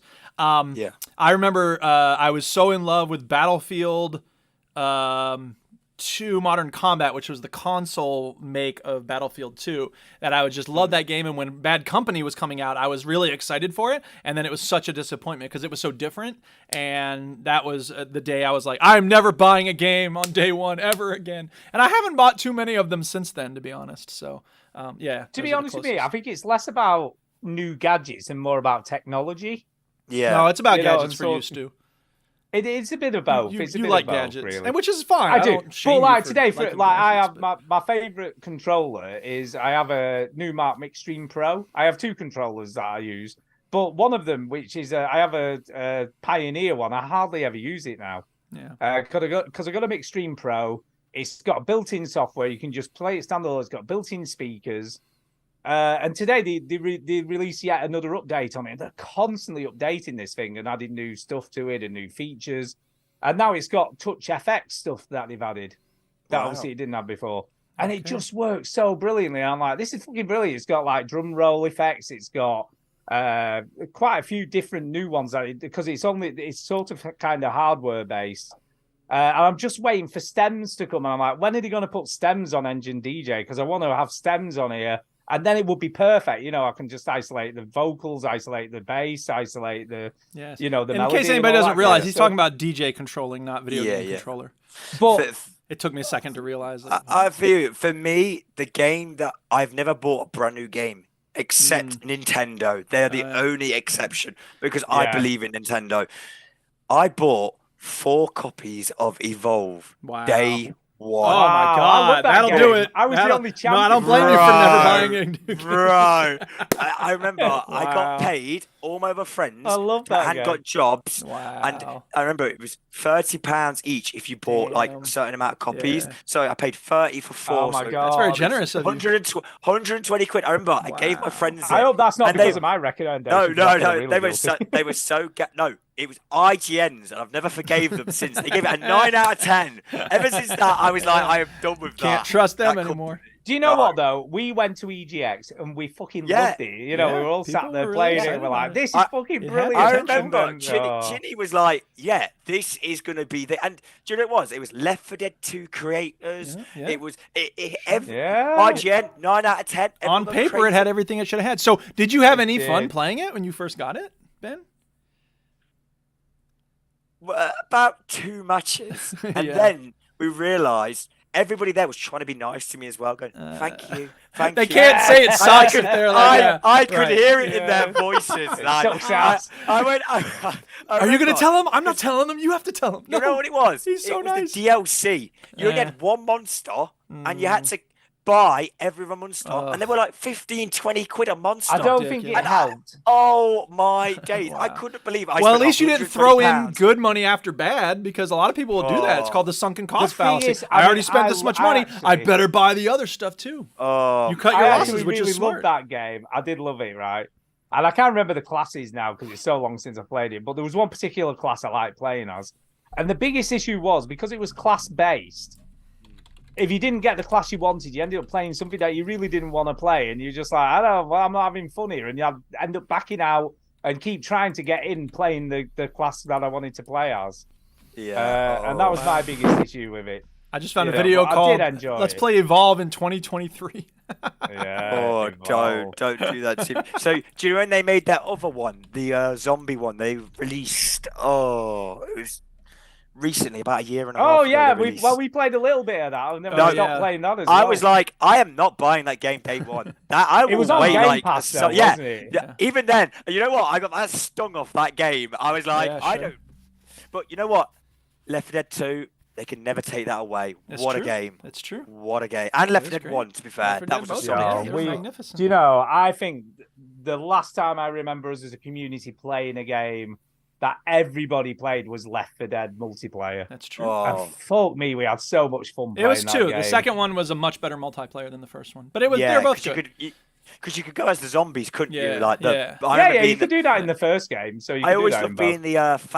the blopper, is it? The blue? Yeah, because all you gotta do is get near him. hunter. You just gotta Yeah, kind of just get near them. The hunters take then- skill. Fuck that. I want Yeah, to throw up yeah, on yeah. people and be near You them know, when yeah. they shoot me. And I'll never forget. We played. Oh, it's just a funny. Here We were come- playing. they Left couldn't 4 get it. We couldn't I get out of know. the train. You couldn't even get out of the train. We Yes. just kept taking. You played very well. That was great. We literally took the whole team out in Yes, you about did. 5 seconds. All We right. just took everybody out. Enough of this down memory lane Brilliant. stuff. Ben, do you have anything Oh, else, or should sorry. I just I go like ahead down and memory run lane through? stuff. It was Right. nice memory lane, but No, that's it. That's what I okay. played this week. So I've got a couple other games to talk about. The first one I'm gonna talk about is Color Grid. Wow, that's so weird. The Google Doc says you're probably spelling this wrong. The word color I'm spelling wrong. What are you talking about? But it's because the document is set at the to. end of it. Well, yeah, that's the thing. It's set to British English, and I was like, okay, well, there's that. Anyway, Color Grid is a fun game, which apparently was originally made or available on the Switch. So this footage that I'm showing is from the Nintendo Switch version, but whatever. Color Grid is one of those people who know me know that I really like puzzle games where I can do a level and then walk away from it and come back the next day and do another level, et cetera, et cetera. And Color Grid is that kind of game. So you have a series of lasers and you fire them into this grid, and eventually the first level is very easy. You just activate the red laser, and you have these diamond shapes that are colored. So you have to get the red laser into the red diamonds. That's easy. Just fire it, and it goes, right? First level. Okay. Soon, however, they add other colors, and so you have a blue laser going this way and a yellow laser going that way, and you just set them up, and everything's fine. Soon you get green, you get purple. Of course you do. Yeah, you get, reflecting mirrors that mean that the beam can't go all the way through the level or whatever it is. So, it's a matter of placing stuff and trial and error and stuff like that. It's good. It's not too complicated too quickly, which is nice. Whenever you put a laser down, it's always pointing in whatever direction. There's only one direction that the laser can point, so you don't have to spend a lot of time figuring out which direction you want to fire these lasers. Instead, it's just a question of where you're going to put them and how you're going to get them to combine into making purple or whatever it is. And it's well made. It's elegance coming out of simplicity. And I really like it. So it's cheap on Steam. I think I got it for like $1. And I don't know how much it is on a Switch, but it can't be too expensive because, as I say, it's a pretty simple game. So, if you like a fun puzzle game that's, giving to you stage by stage, check out Color Grid. Yeah, Darren Sims saying he's been playing Humanity. I've been looking at this, actually. It does look pretty impressive. Have you seen this? Yeah, I have. I think it's on my wish list for Steam. It's a bit like sort of Lemmings for Civilization, the modern sort of like age. Lemmings, yeah. I've heard it described as an interesting combination of real-time strategy and the 4X expansion type thing. So it's meant I'll to be probably pretty play it at cool. some point. It's very positive on Steam at the moment. It's just beyond that just pick up and buy it price because it's about 24 quid, I think. Right, that's the thing is that like there's so many cheap games and I've got so many demos and things on and so many other games still to play. Right. I'm on Zelda and I've stopped playing it because I'm freaking playing Dinkum. You know what I'm saying? There you go. Yeah. Now, I do find you've got a very good fine balance with your puzzle games. Yeah. Where when I hear you go, that one was just too difficult. Right. That one, they and when you get a game that's what makes Portal 2 so perfect. Yeah. It's got a fine balance Right. of not making you feel like a complete idiot, but not giving it to you. Right. And these puzzle games, obviously, there's like 1 or 2 people working on it. Yeah. It's such a hard balance Yeah, to it get is. that. It really is. And a lot of people I think the people take themselves too seriously, or they think they have to be too, I don't know what it is. But yeah, it's a very delicate balancing act, which is why it's so also enjoyable. that they feel like they need to make it, extra difficult as they go along. Right, and exactly. Whereas what I think what Portal 2 did so brilliantly well is you come into a new area, you'd look around and think, how the fuck am I getting there? Yeah. And then once you started doing it, you were like, it would just all kind of click into could do place, it. and you would like get those eureka moments and think, that's what I need to do. Sure. And then once you'd figured it all out, then you had to execute it. Right. You know what I mean? And I think that's what made it so brilliant. You see, I do find though, like you think of how many people worked on Portal 2. These games Duke's playing like every week. There must be a few people on it. Usually it's only a small group. Yeah. I always give, when I play a game, if it's a global game, like a big one, I am very harsh on it. But if it's a few people working on it, right? Be kind, because you don't agree with that. No, I do agree with that, and I'll tell you why. Like I used to be much more harsh, and I think that we ought to be honest. Like, don't bite your tongue in terms of the quality of the game. But you have to recognize, that people will put their entire self into it. And I wrote a review about a book one time, and I was really mean about it. And the person found my review and responded to it, and he was like, "I'm sorry you didn't like it. I was trying to do this," and I was like, damn, I never thought anybody would read this review of this book that I read, and it taught me that. And also, you've got to think, what if it was your book? Well, exactly, and that's the thing, is it's so easy not to have that empathy. And if it's a AAA title that 70 people worked on, then no one person probably is going to feel that way about it. But yeah, if it is a small scale thing, then just again have a little empathy.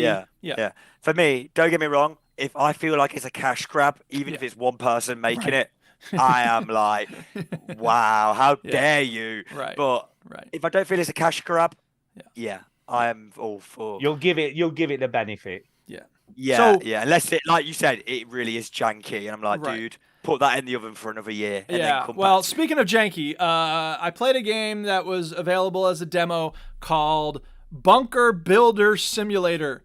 Do you know, when are they going to run out of Simulate? I don't know. They haven't done it yet. Hey, you know what we should do? It's not been done yet. Make a nuclear bunker. What if you make bunkers? Yeah, let's do this. Kind of feels like a cash grab, just because. I mean, it's not terrible, but it's not polished. You know what I mean? Like, a lot of these building games have a certain amount of polish to them, and this one does not. So the text all just appears very blunt, and it feels mismatched. There's not a lot of elegance to the UI. There's not a lot, when you make your foundation, it just appears. Like, you pour some cement in a hole, and it's like, now you have a foundation. And then it's like, you're seeing on the screen right now, they're, cutting a welding. I'm going to say that welding's pretty good. It's pretty good welding. I've never done any welding. I don't really know if that's really legit or not, but it is the type of thing where, like, you weld. It kind of looks like welded. It looks like that's fine. Joint, but when you do one weld, then suddenly you have this grid instead of just one girder or whatever. You know what I mean? Like, they're jumping over a bunch of steps, which isn't a huge problem because you don't really want to be sitting and welding every step. But on the other hand, it just feels weird to just suddenly go from having a slab of iron to having a, cut out thing. So I don't know. I couldn't really get into it. It wasn't entirely clear what I was supposed to do. And what do you mean you build a bunker? What else are you meant to be doing? Right. The point is that, like, the tutorial wasn't too hand-holdy. It was a little hand-holdy, but then I finished the tutorial, and it's just like, okay, now your friend wants you to build a bunker. And it's just like, drops you in it with a bunch of materials. And I'm like, I don't remember exactly how to do this, and there was no hand-holding after the tutorial. And I was like, what? There's a dozen other building games. I'm done with this one. So. What about Safe Room Simulator Builder? Sure, there you go. What about that? What about Backyard Shed Building Simulator? What you could do, once you built it, then you could put someone in it, and burglars have to try and kill them and see if it works. There you go. That's the secret to Cash App 3 or whatever. That'd be more interesting, I reckon. What's it called? What's the third one coming out? Payday 3? Is that it? Yeah, Payday 3 is coming out. Mix them up. So someone builds the vault, and someone has to break into it. I think that'd be cool. Most of these successful simulator games, though, are quite simple to understand. Like even Goat Simulator or Power Simulator, it's a easy concept. Bunker Simulator, I don't know how to build a bunker, so I'm a bit like, But then, you really like the electric one, and that had quite a bit of complexity to it, didn't it? It wasn't. Yeah, Electrician Simulator was awesome. I really liked that game. Yeah, and so, oh wait, no, this is not the right one. Sorry, hang on a second. Demos out. Okay. Okay, this is great podcasting. I know. All right, here we go. Right, but I just had to find the right one because I forgot to get it ahead of time. Okay. So when I got done with Bunker Builder Simulator Prologue, I was like, all right, I have the desire to play another game that has building in it. What am I going to play? And so I found another one that was called House Simulator, or House Builder, rather. And guess what you do in House Builder? Build houses? You build houses. How about that? Wow. Yeah. So again, You build free- whole estates. Semi demo. and detached. Yeah, Right. What about terraced? the real question is, can you build a... You require a 3-bedroom bisexual house share in Walthamstow. Can you build a bisexual house share? The DLC's the bungalow one. Yeah, there you That's- go. So the prologue, the demo for House Builder, and the cool thing is, like, it's all over the world. Apparently, this game, you build houses in different areas using different resources, Cool, which is and nice. obviously local to the locale. Right, exactly. And so that makes it stand apart from Bunker Simulator. Like, how many different kinds of bunkers can there be, right? Like, Lawnmower Simulator, you know, you got a little variety there, but at the end of the day, it's just a fucking lawn. What is there? Come on. So, Hey, by the way, House is Builder... there a window cleaning simulator? Well, there is that in House Flipper, which we'll get to. Anyway, so I've talked about it before. House Builder is interesting because it starts you off. The demo is just building an igloo, and you start off in the North Pole. So you have to run around breaking up ice into blocks and using the blocks of ice to build a little igloo. And it's totally stupid, but it does this really smart thing. So you need, I'd say, 200 blocks of ice to build the igloo, right? And as you can see, when you're cutting, it's a little frustrating because you have to sort of maneuver it just right. And if you mess up, you have to kind of start over building, cutting the block. But they do a really smart thing because you start off cutting one block of ice at a time, right? And then you put it in a little green outline. You don't really have to plan your house. It's ready to go. You're just bringing the supplies over. Maybe later on you plan things, but for the igloo, all you got to do is put blocks of ice in the right shape. And by the way, you just saw the dude throw logs on the fire. You have to keep the fire going or you'll freeze to death, which is pretty cool. Well, I like fair that. enough. It's a I'm little guessing that would happen. Side thing. Yeah, it's you have a little dog friend nearby, but he doesn't do anything for you. It would be cool if he would bring you stuff, but he doesn't. Anyway, here's the smart thing that they do in this game. You very early on start getting perks. And the first perk you get is, instead of just getting one block of ice when you cut a block, you get 6. And so then you get 15. And it's like, soon you know what I mean? It just cuts down on the grind. And that was really smart. So I really like that factor of it. But I finished building the igloo and I was so proud of myself. I was like, yay, I built the igloo. Now what's next? And it goes, thank you for playing. Please add this to your wish list on Steam. And I was like, what? That's it? No. Which is a good sign for a demo, because if you want more when the demo ends, and then I was like, $15? No, I'm not going to get it. I should, but I'm not. I'm going to wait for it to go on sale. But I had a lot of fun with the demo. Course, so yeah. there's that. So do you have a gaming PC, Ben? Yes, I do. Oh, so you do benefit from cheap games, I'm guessing then. Oh, yeah. DayZ was the reason I bought a PC originally. Of course, yeah. I've forgotten you'd mentioned DayZ. And then eventually I was like, you guys are right. PC is the only way. Because you were harping on about how good it is. Chinny was always, no. Chinny still is a no, by the way. He's still fighting it. But PC is the way. Yeah. So I went back to House Flipper because I wanted to play more house building stuff without paying for it. And this is on Game Pass. So I went back there. And I must say, it comes and goes, House Flipper, because the basic concept of it is always the same. Like, basically, somebody needs you to clean up their house, or you buy a house and then you renovate it and you sell it. But I realized I hadn't done the thing of changing office. You start off in this little shithole garage, basically. And I was like, I should buy myself a nice house and renovate it and live in that house. And then I can, do other houses later. So anyway, I've begun that process, and I wish I had video of it because I think it turned out very well so far. And I haven't finished. So I didn't realize that was a thing you could even do in it. So that's pretty cool. It is, but there's not too much you do in that house other than just, use your laptop to get other jobs. But it's still nice to, like, You know, it's like in it's your own Minecraft. space, and you did it. Right. You know. And so, yeah, I put in a nice big TV and a nice couch and the lights, and I don't know.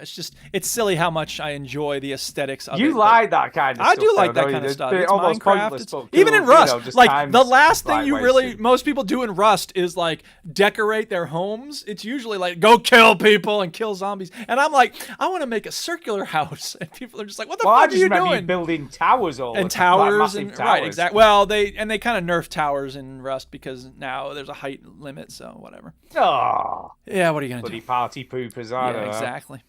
Anyway, so House DJ Flipper. Steno in the chat says Chinny looks different. He Yeah, he definitely does. It's like He a looks younger sexier Chinny. now. It's Yeah. like younger Chin.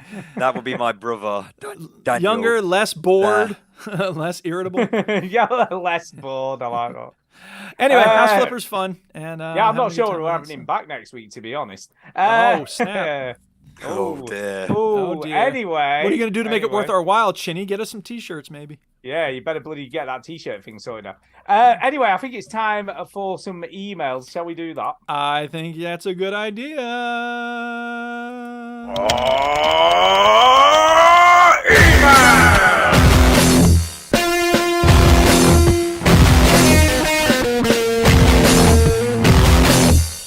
Whoa, that ruled.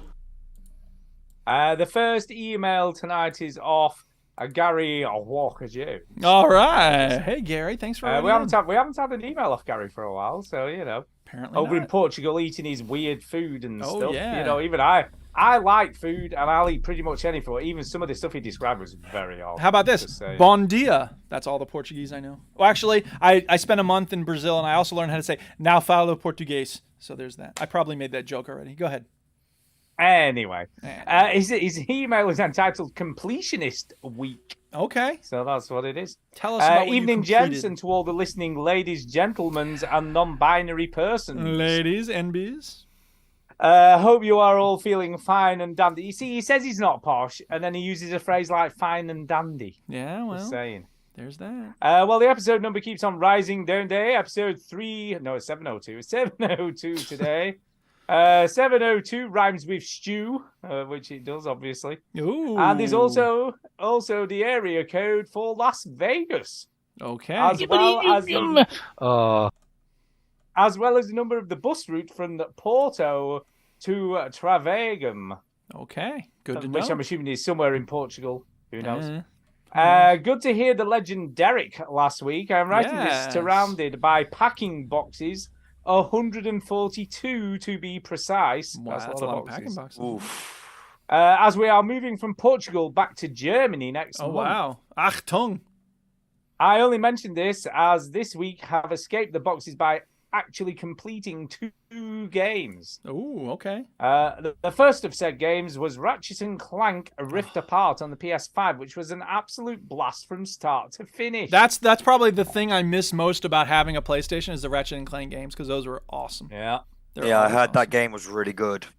Yeah, Insomniac pulled it out of their collective genius, or arses, as I'd like to say. Just saying that's me, by the way, not the email.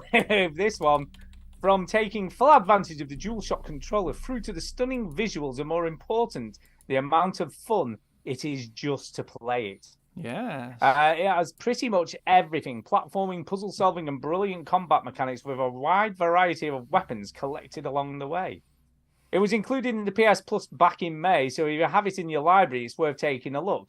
Hell, it's even worth buying at full price, in my opinion. Yeah. It took me around 16 hours to complete and enjoyed every single minute. Will definitely be on my top 3 games of 2023 and top 10 of all time. This only came out this Wow. year. I thought this came out earlier.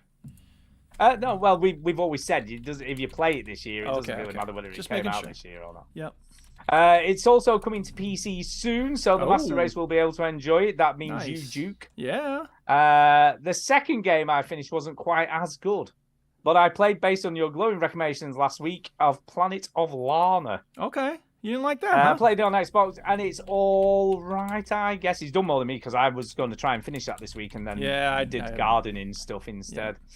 The graphics, animation, and styling are good, and the music is outstanding, but the actual game mechanics was a bit meh. The most disappointing part for me was the controller delay from initiating a move to it actually happening. Yeah, I did. You know what? notice that a little bit I with don't disagree jumping. with that. Yeah. Yeah, it did definitely happen, but I kind of just adjusted for it somehow. Yeah, I think we Kinda get used to it. Yeah. Chini said it was like another world in a graphical sense, but I think it was also like another world in its responsiveness. Fair It enough. really is a walking simulator for the vast majority of the game. Same mechanics and solutions to puzzles, none of which were particularly challenging. I found that the first 3/4 of the game a bit of a bore, and to be honest, I must say, it did improve for the final 25%, where the puzzles became more varied. Okay. Overall, it's a solid 6 out of 10 for me, so it's not terrible. Yeah, it's not not. terrible. That's still a 6 out of thumbs 10. up. And I think the great thing is, because it's on Game Pass, it's not like you have to invest to give it a go, is it really? As long as No you have Game investment. Pass, yeah. Yeah, as long as you have Game Pass. Yeah. Would have been disappointed if I had paid the 20 quid asking price, but worth a look if you have Game Pass. Yeah. Not sure what to play next. Dinkum on the Dinkum, there you totally, go. Totally Yeah. approve on that. It's so good. So Who, good. who have you heard on this podcast who didn't like Dinkum after they played it? Nobody. That's Exactly. Yeah. Exactly. Looking forward to Starfield in September, and we'll Yeah. see what your Play My Game. By the way, did you see the statement off Xbox this week saying that who. Yeah. Starfield is the least buggy Bethesda game ever released? That's a pretty Wow, low bar, what- to be honest. Yeah, what a I statement. know. What a I know. statement. Can we just let you know it's not going to Yeah, have as many bugs as that's- all the other Bethesda Yeah, games? well, that's not saying It's going to be much. fine. They said that about Uh, Fallout 76. Yeah, Look how that right. turned Look how out. that yeah, exactly. Exactly. We'll see Speaking of what Play your My Game, though, play- what did we have one for next week? No, we don't. Play My I was Game, thinking bitch. of Dorgon or Dorogni. Because Well, it looks pretty. I will go with whatever that is. Okay. What is that? Dordogni. I don't know what it is. It's How some do you sort of spell that? Dordogne. And it's like, it looks like Yeah. watercolors. So it looks visually Oh, that interesting. sounds cool. Yeah. I don't I'm think sure Chinny will find like it, 'cause but sounds like weird. immerse yourself Yeah, in the well- unique narrative experience and explore the thousand summer colors of Dordogne as you revisit your childhood to uncover lost family secrets in this touching, formative journey. Chinny's going to love this. He's going to be Can we just say? As I am Chinny today, I will speak for him. I will not like that game. He will not like Yeah, it. you won't. Let's be honest. There's a high chance he won't play it. Yeah, Can I just exactly. say? No doubt. Yeah, so we'll see what your Play My Game bitch is this week. And We take just a look told you. at that. Yeah. Make it a good one, boys. Didn't watch any telly. Have you guys seen Severance yet? No. Do At you know, some we've point, got we're going to Apple get the TV. whole We have Apple Apple TV TV. Plus thing and watch know. Ted Lasso and Severance. There's other things I want to see. on there, too. Duke, can I just tell you, just to make you aware, and you may not be Is aware this of you or is this the email? No, this is me. Okay. With Game Pass, you get 3 months of Apple TV for free. Free trial. 3 months of it. Really? Is that included on the PC Really? version? Really? Yeah, it's Man. just with Game Pass. Well, see, the Game problem Pass is, Ultimate. how do you activate it? Why didn't I get an email about that? I don't know. It's just, it might just be if you have an Xbox. I don't know, but I just did it. I think it's probably just if you have a console. Maybe, but I'll just go. Yeah, because you can't maybe watch it on PC. I don't Yeah, know. and that's So the look other into thing. it. If I have something on Apple that I have on my phone, it won't stream to the Chromecast on our TV. So we'd have to get No, out it a won't. laptop. It'll It's such change. a pain It'll in the always neck. stream to an Apple TV. Come on, Apple. Unfortunately, Stop it. No, why would they do that? They're taking it out of their own ecosystem. For the same reason It's It not Takes happening. Two gave you a copy of the game to play with your friend. God Well, damn it. maybe, You but make a it's- few it's not compromises happening. here and there to make your loyal customers happy. There's a reason I don't use Macs anymore. I should stop using this Apple thing. But I did go to a music festival here and go. Oh, by the way, This dude, is that's the just email. reminded me. It was until Stu went off on another tangent. Go ahead. A week on Wednesday, we're going to see Jamiroquai. Oh, yeah. and guess, You better have a big hat on. Them? Who's Guess who's supporting supporting them? them? Groove Armada. Fun-loving criminals. What? Fun-loving criminals. I Do you have not no know idea who what they're? fun-loving criminals Oh my is. god! I assume they're that's so a good. I band think and you'd not a bunch of Yeah, criminals yeah, on I stage. Think, Like, I think you'd "Woohoo!" actually really like the fun-loving criminals if I you've don't never know. heard them. We'll see. I'm gonna They're make so a note to cool. look them up. And Jake Shears from the Scissor Sisters is the other That support. means which I nothing think to me. This is pretty good. It's pretty Okay. good, I think. I think it's pretty good. Anyway, he did go to a music festival here and got to see New Order. This Yeah. is, I think this is kind of amusing. You got to see New Order and Blur, which, in my opinion, are two of the worst live singers in music. Both, they're just, honestly, Damon Albarn couldn't sing to save his life. I mean, he's fucking awful live. Okay. But who knows? He's probably got lots of is energy. he the one who did is with Gorillaz? Yeah, he is. Indeed, Yeah, he is. I saw them. To be honest, I saw Gorillaz a few years ago at Boardmasters. It was the first COVID thing, and they did blow me away. Like, they were incredible. But the Gorillaz are cool because do you know obviously what they I have a lot think of other he is? singers. Do you know what I think he is? If he can be bothered, it's brilliant. Yeah. But 9 out of 10 times, he's made the money. He's done it. Like this Blur thing. I've seen videos of him coming out. Dude, that guy does not look like he's having a good time doing it. He's I'm like, I'm going Glastonbury next week. Nice. You'll see people there who will be pouring their heart and soul out to it. But then every so often, I'm going to see Guns N' Roses, and I'm really worried because oh, come on, as if they're going to be good. It's like Grandad's on stage. Yeah, I know, be but I know as well. You know, if he's not in the mood, Axwell is apparently, my friends from a few years ago, is abysmal. And I just hope he's in the mood, because if he's not, I'm just going to be there like... I'll tell you what, whatever happens, it can't be as bad as Diana Ross last year. Oh, really? Oh, that was shockingly bad. She just... Was it? It got to the point, right, where she's like, I'm going to sing some new stuff off my new album.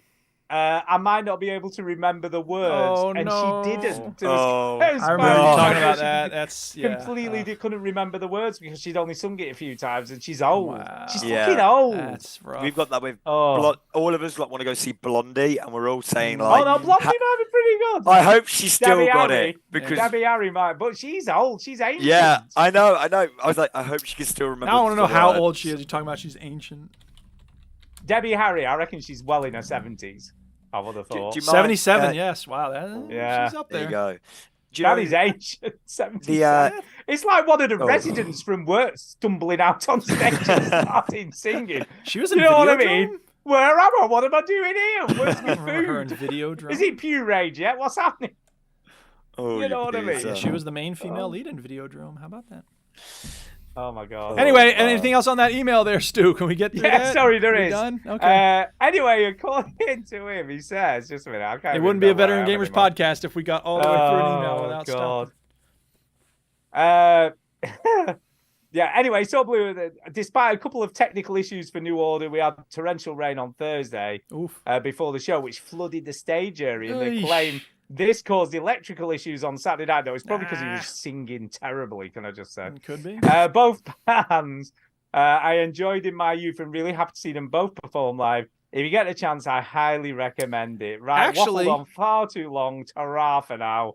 Gary Walker James. Thank you, Gary. Actually, I heard about that show. It wasn't the rain, but it wasn't singing problems. It was they had ordered scenery for this song they were doing about Stonehenge, and when it arrived, it was this tiny little thing, and they couldn't obviously go on stage with a tiny little Stonehenge triptych. What the hell was that, dude? Was that a joke? It was a Spinal Tap reference. God damn, y'all not seen Spinal Tap? God, yeah, I have. It was a long time ago. Have you never seen Spinal Tap? I've not. Oh, you'd love it, man. You should check that out. That's one of the best. It's one of the best comedy movies about music ever made. You need to watch that, and if you've not seen it, Best in Show. Best in Show is you also need to a great watch. movie. Yeah. Brilliant Put them on your movies. list.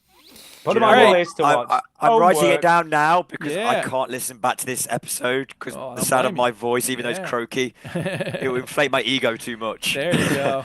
You know that podcast you mentioned, Ratchet and Clank? Were you guys ever into the Spyros and the Crash Bandicoots? I never got into those. Not really. Chinny's more into that sort of stuff Yeah, than he was me. into Spyro, I think. Yeah. Yeah. You see, I was more into Spyro, and then I found Crash Bandicoot a few years later, and I thought, wow, this is amazing. But then there was like a real period where there was just terrible versions of those games.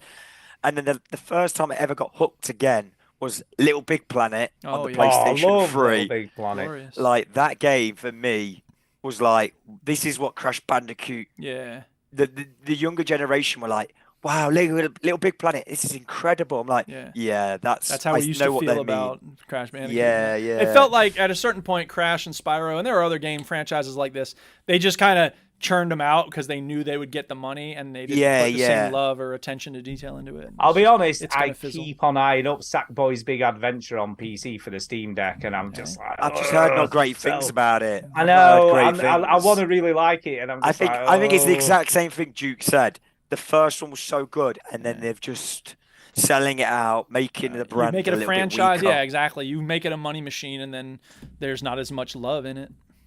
Yeah. I know that, but I want to think it's going to be good. I do. No.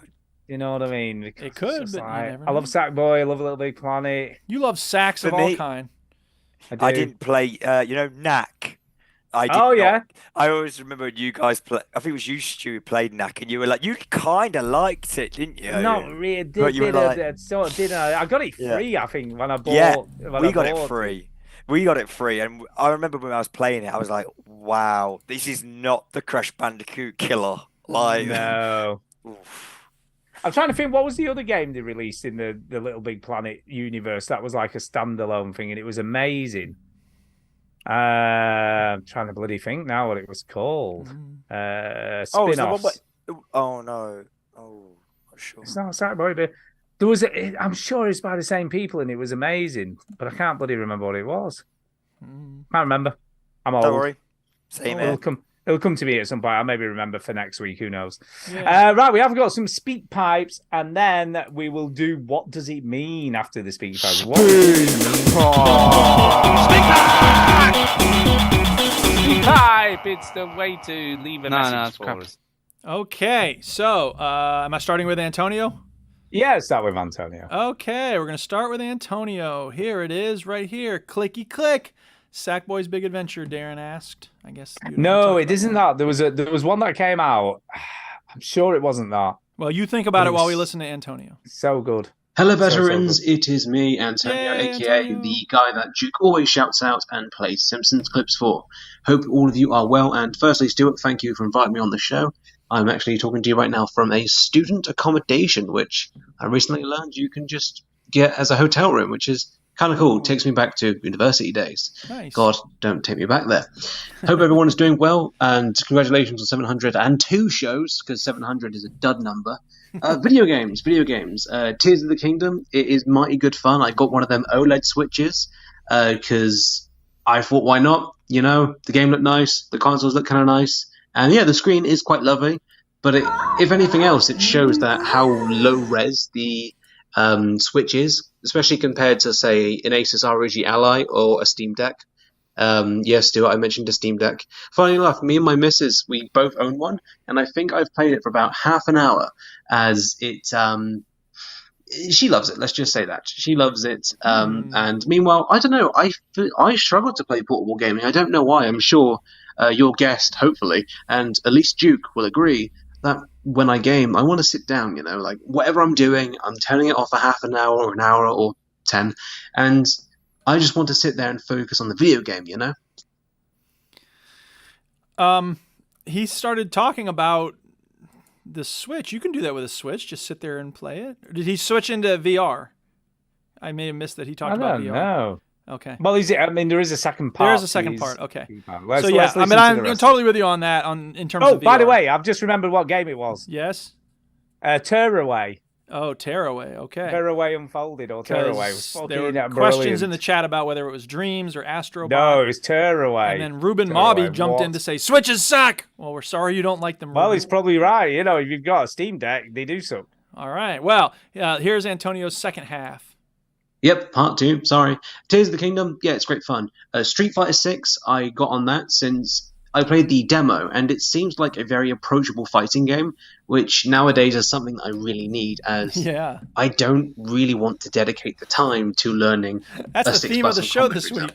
So with Street Fighter 6, there is a new modern control scheme, which has a light, heavy, and medium attack, all on each separate buttons, instead of having a light punch, light kick, and so on and so forth.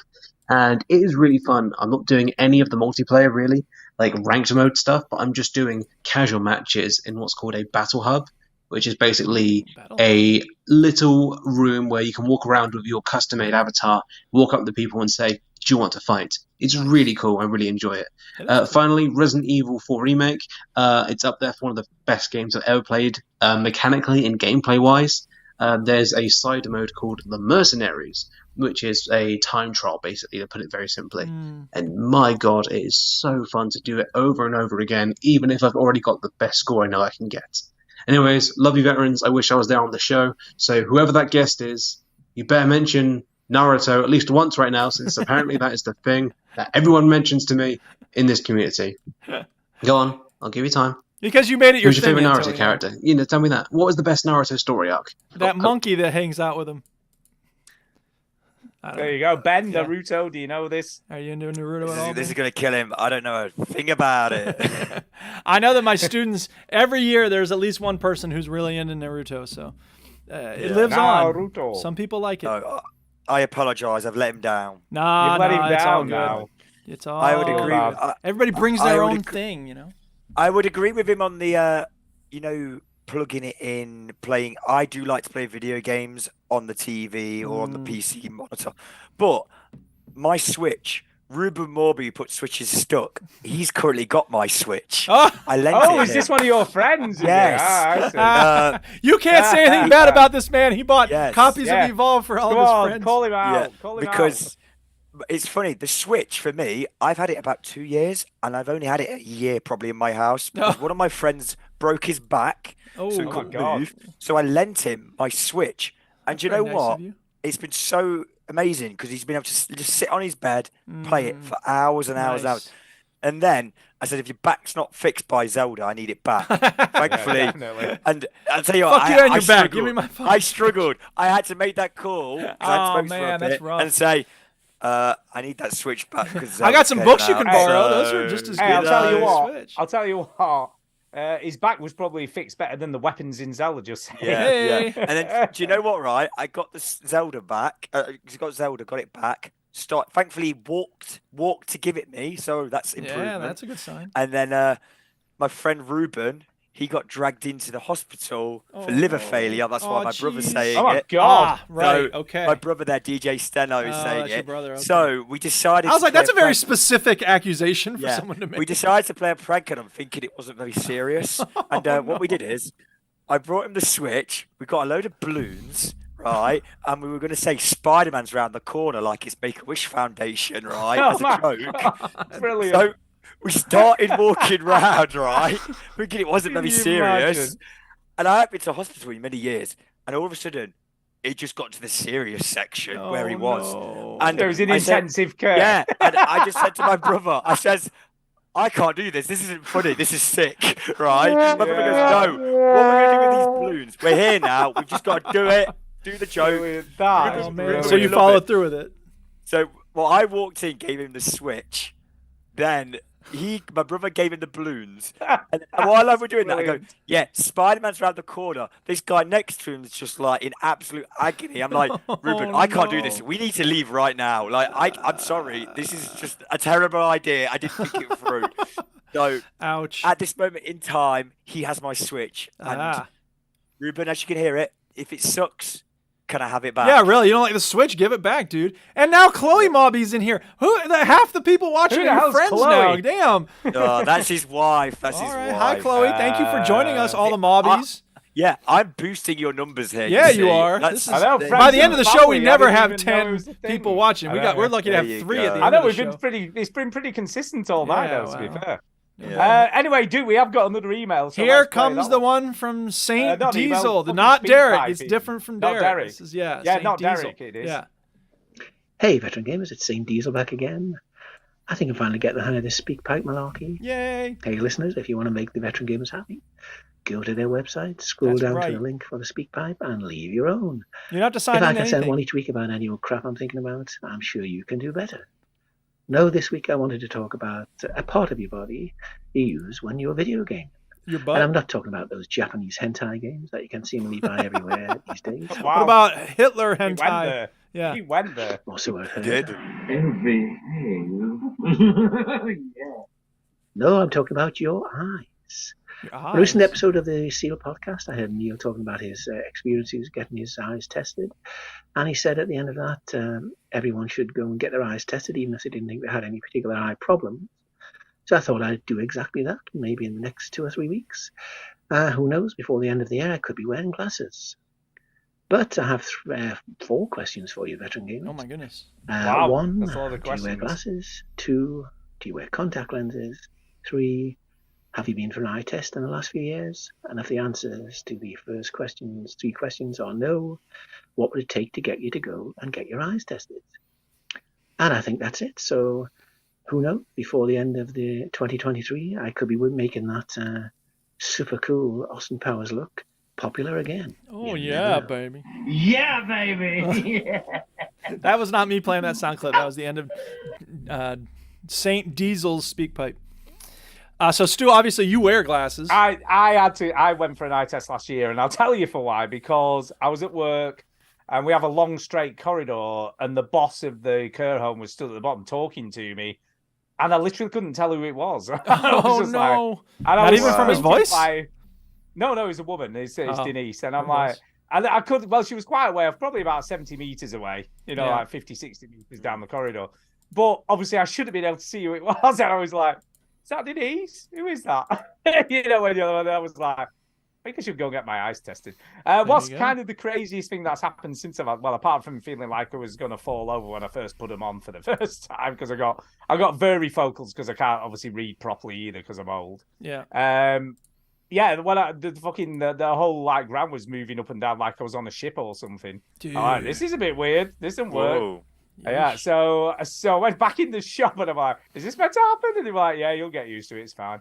Just have to wait for your brain to adjust, which it did. To be fair, it did do that eventually. But the biggest thing I noticed was just how sharp the telly. We have an OLED telly, and I thought it looked pretty sharp.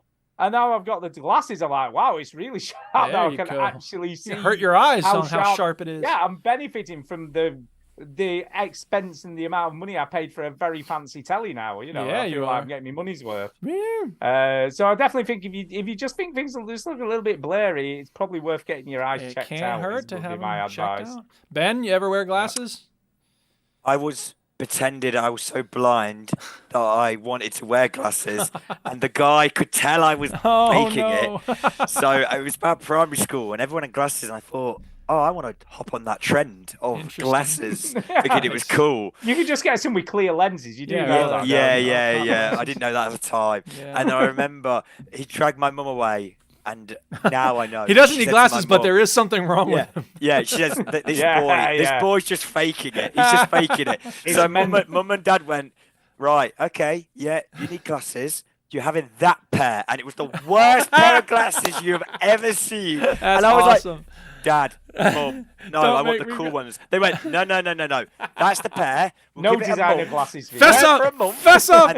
And then we'll give it you. Well, that didn't last long. About a week later, they were like, I thought you needed those glasses. I'm like, yeah, it's amazing. I'm cured. Jesus healed me. Kind of funny, Jesus is right? alive. That's awesome. When I was at school, right, if you had a brace, you got called Jaws from 007. Yeah. Oh. And everybody took the piss out of you, and it was like nobody wanted to wear braces. Now, fucking everybody wants to wear braces.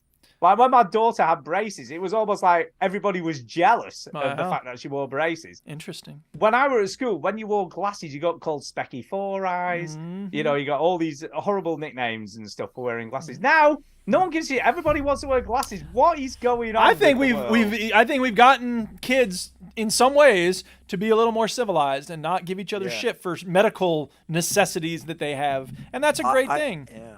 I think as well, because you watch the American movies, all the kids have braces in those movies. That could be and all the UK people that aren't used to it. In the UK, all of our teeth are crooked because we just didn't do braces back in the day. I had braces. By the way, I had Did braces. I'm 50 odd and I had braces. I had braces, but I didn't wear my retainer, so I still had this gap in my teeth. And they're kind of crooked. Straight. I don't take care of my teeth. Yeah. I actually do have glasses upstairs. I'll wear them, especially if we're watching a movie with subtitles. That's the only time I really wear my glasses, so they sit right next to the recliner. Yeah, I need them. I mean, I should wear them if I drive at night, but I don't really need them, and I don't drive at night much, so there's not that. That because I'm nearsighted, so I only need them when I'm looking at stuff far away, and I don't often look at stuff far away. So, I have them, but don't need them. It's been over 5 years since I've had my eyes tested, and last time I went, the lady was like, "Yeah, you have slightly oblong eyes. You should wear glasses when you need to see things far away, but they're not really important. So, have them, but don't carry them with you everywhere." There you go. I think it's if you're in a spot where the glasses, like I go to a load of gigs and I always have ear protection and glasses because my dad's half deaf and he can't see a thing, and that's I base that basically on he went out having a great time and now he's got ringing in his ears, and I'm like, I don't want that. See, that's so yeah. It's so interesting that's the phenomenon of like we're gonna make it so loud we know it's damaging a lot of people's ears. So the band is all wearing you... head protection. Half the people in the crowd are wearing ear protection. Why don't we just turn the volume down? Like, so basically, your dad was a bit of a party animal, is what you're saying. Yeah. Well, everyone goes, when I'm there and I've got my earplugs in and my glasses when the laser are hitting my eyes, everyone's like, just live in the moment. And then I always remember my dad in the middle of the night going, I can hear ringing. I want to also be living in the moment 40 years from now where I don't have to hear ringing. Totally do. Yeah. When you guys are all hearing ringing, I'm fast asleep. That's right. That's like when one time I did an assignment for a class on a Wednesday, and then it turns out it wasn't due till Friday. So all my friends were like, you did that assignment. You could have done it later. And then on Thursday night, I went to each of their rooms and I was like, hey, you working on that essay? Yeah, I'm going to go play video games. See ya. Oh, yeah. So it's like, yeah. All right, that's all the speak pipes. It is, so we've only got one thing left to do, which is what does it mean? This is our weekly quiz. It's time for the quiz. It's time for the quiz. We play the shitty sound clip when it's time for the quiz. So here we go. Origins.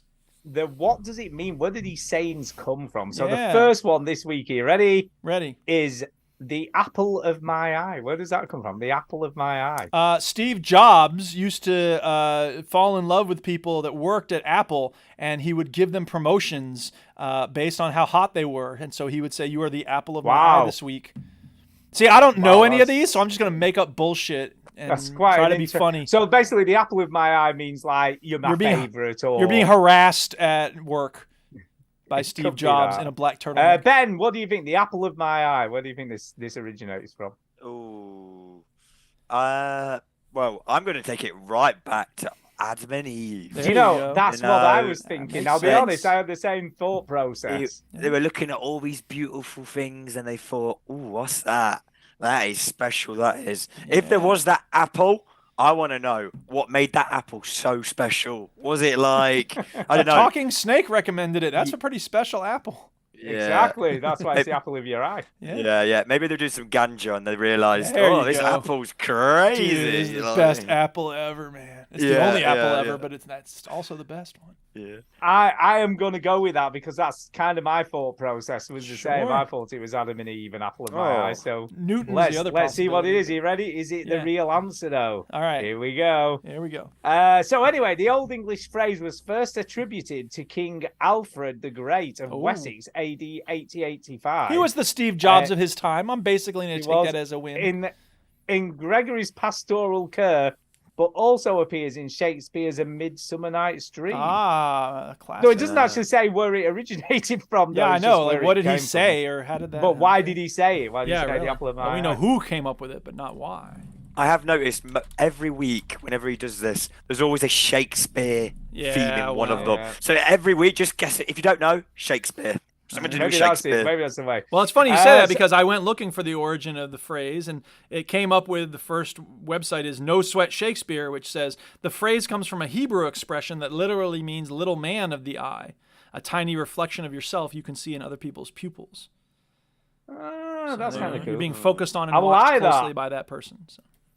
Yeah, I'll quite like that. Yeah. Okay, the second phrase this week is hold a candle to.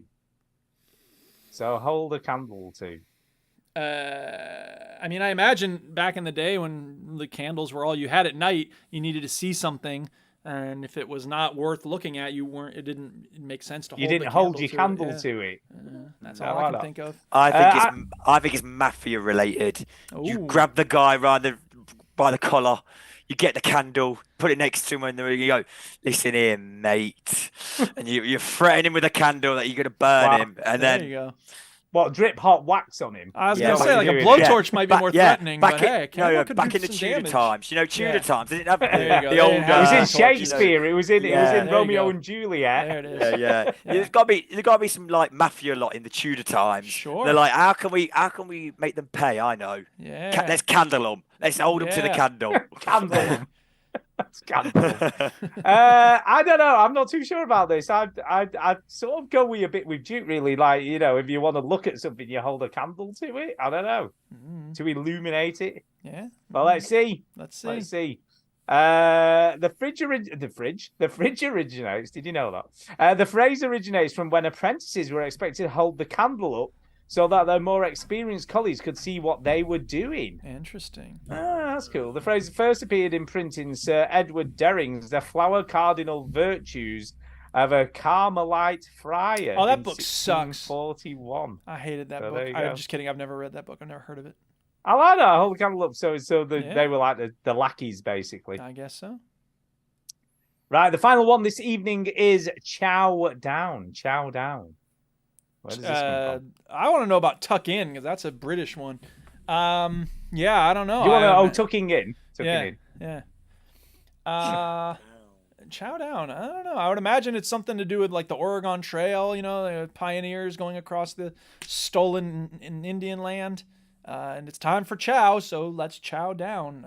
I don't know why down, but I thought it was food related. Like, there's not much food, but all of a sudden you get loads of it, and everyone goes, "Come on, boys, let's chow down and enjoy chow this." down And on you that, yeah. munch it to the right end. The fruit. Some people now we get too picky, but back in the day, maybe chow down meant eat every bit of it. Could be.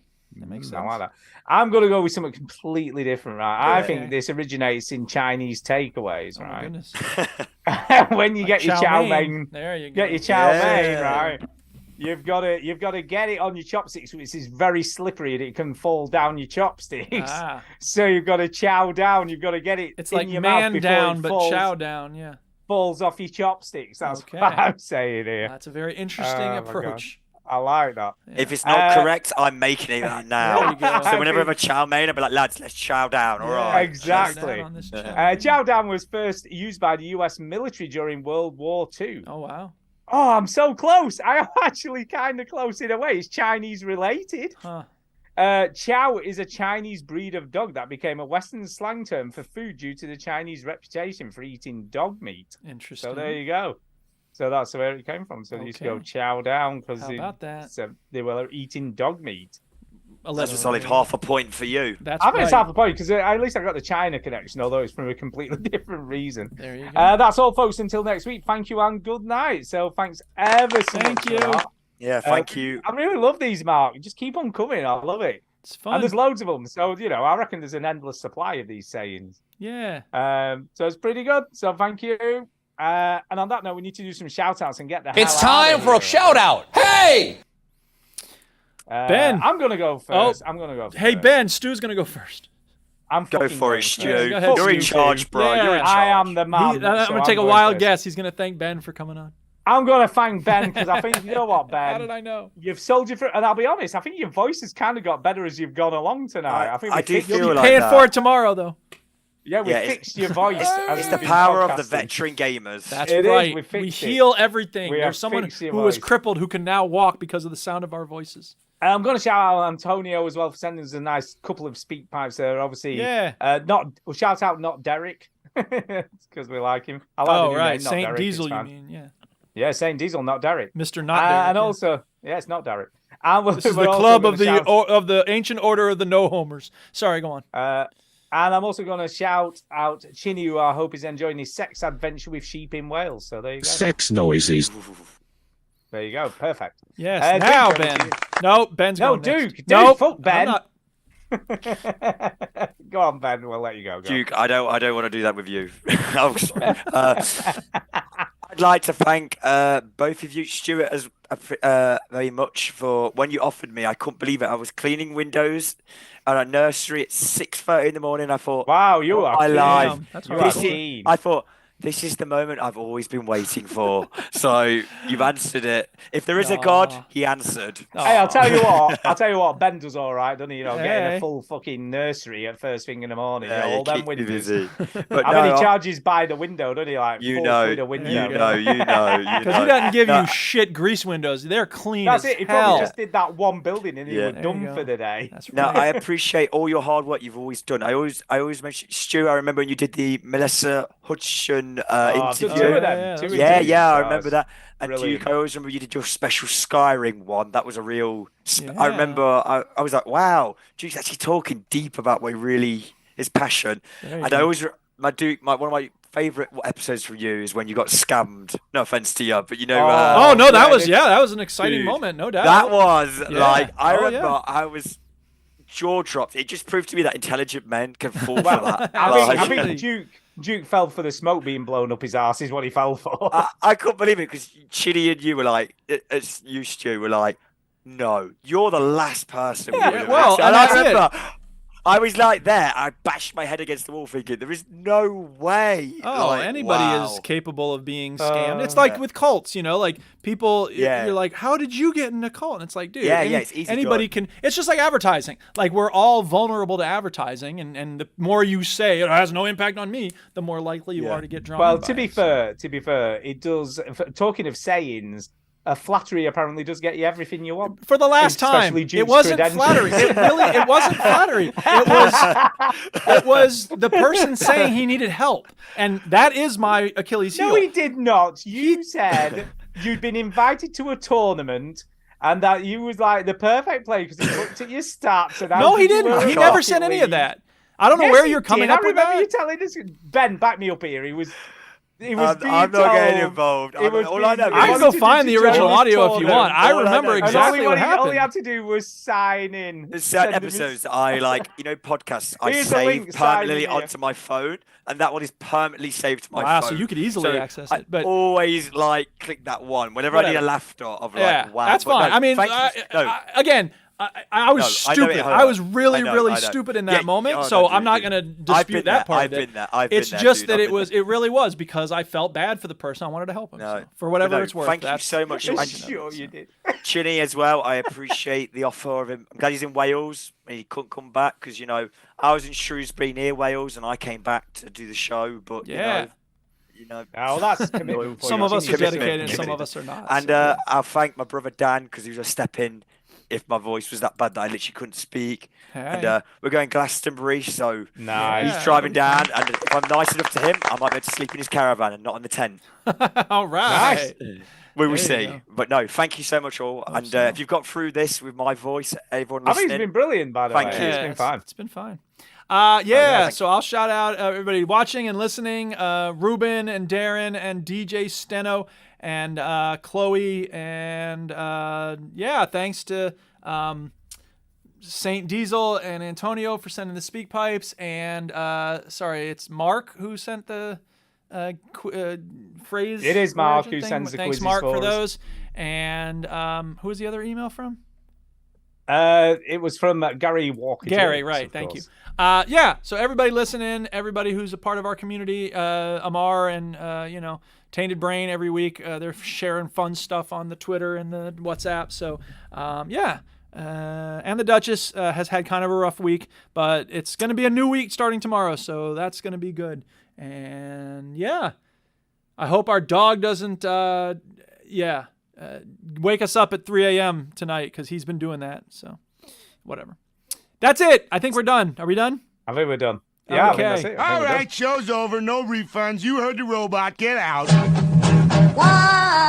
you, won't you, won't you, won't you, won't you just switch off the television set and go and do something less boring instead? Sitting at home, watch TV, turn up slow books of me. Won't you, why don't you, go, go, go. Hey, we By made the way, it. Duke. Yeah, we did. By the way, Duke, thanks for the nice feedback on this week's mix. I It was a believe you good liked mix. that one. I did like it. Yeah, bit of the old techno for a change. I just felt like a change. You know what I mean? A bit more, bit beatier, I guess. Sure. And Dan, Danny's doing some championship Thai boxing fight or something, so he wanted something a bit more with a bit more upbeat. That was a request to work out to. mix. That's it was a awesome. requested mix, yeah. Okay. So I did that this week. Well, all right. So there you go. Thank you for that. All right, I gotta run. Thank you both. Okie dokie. Yeah. And Ben, stop the Ben, streaming. Ben, listen to the. I don't know if you've listened though. Give the Funky Poolside Vibes 2023. Get it on your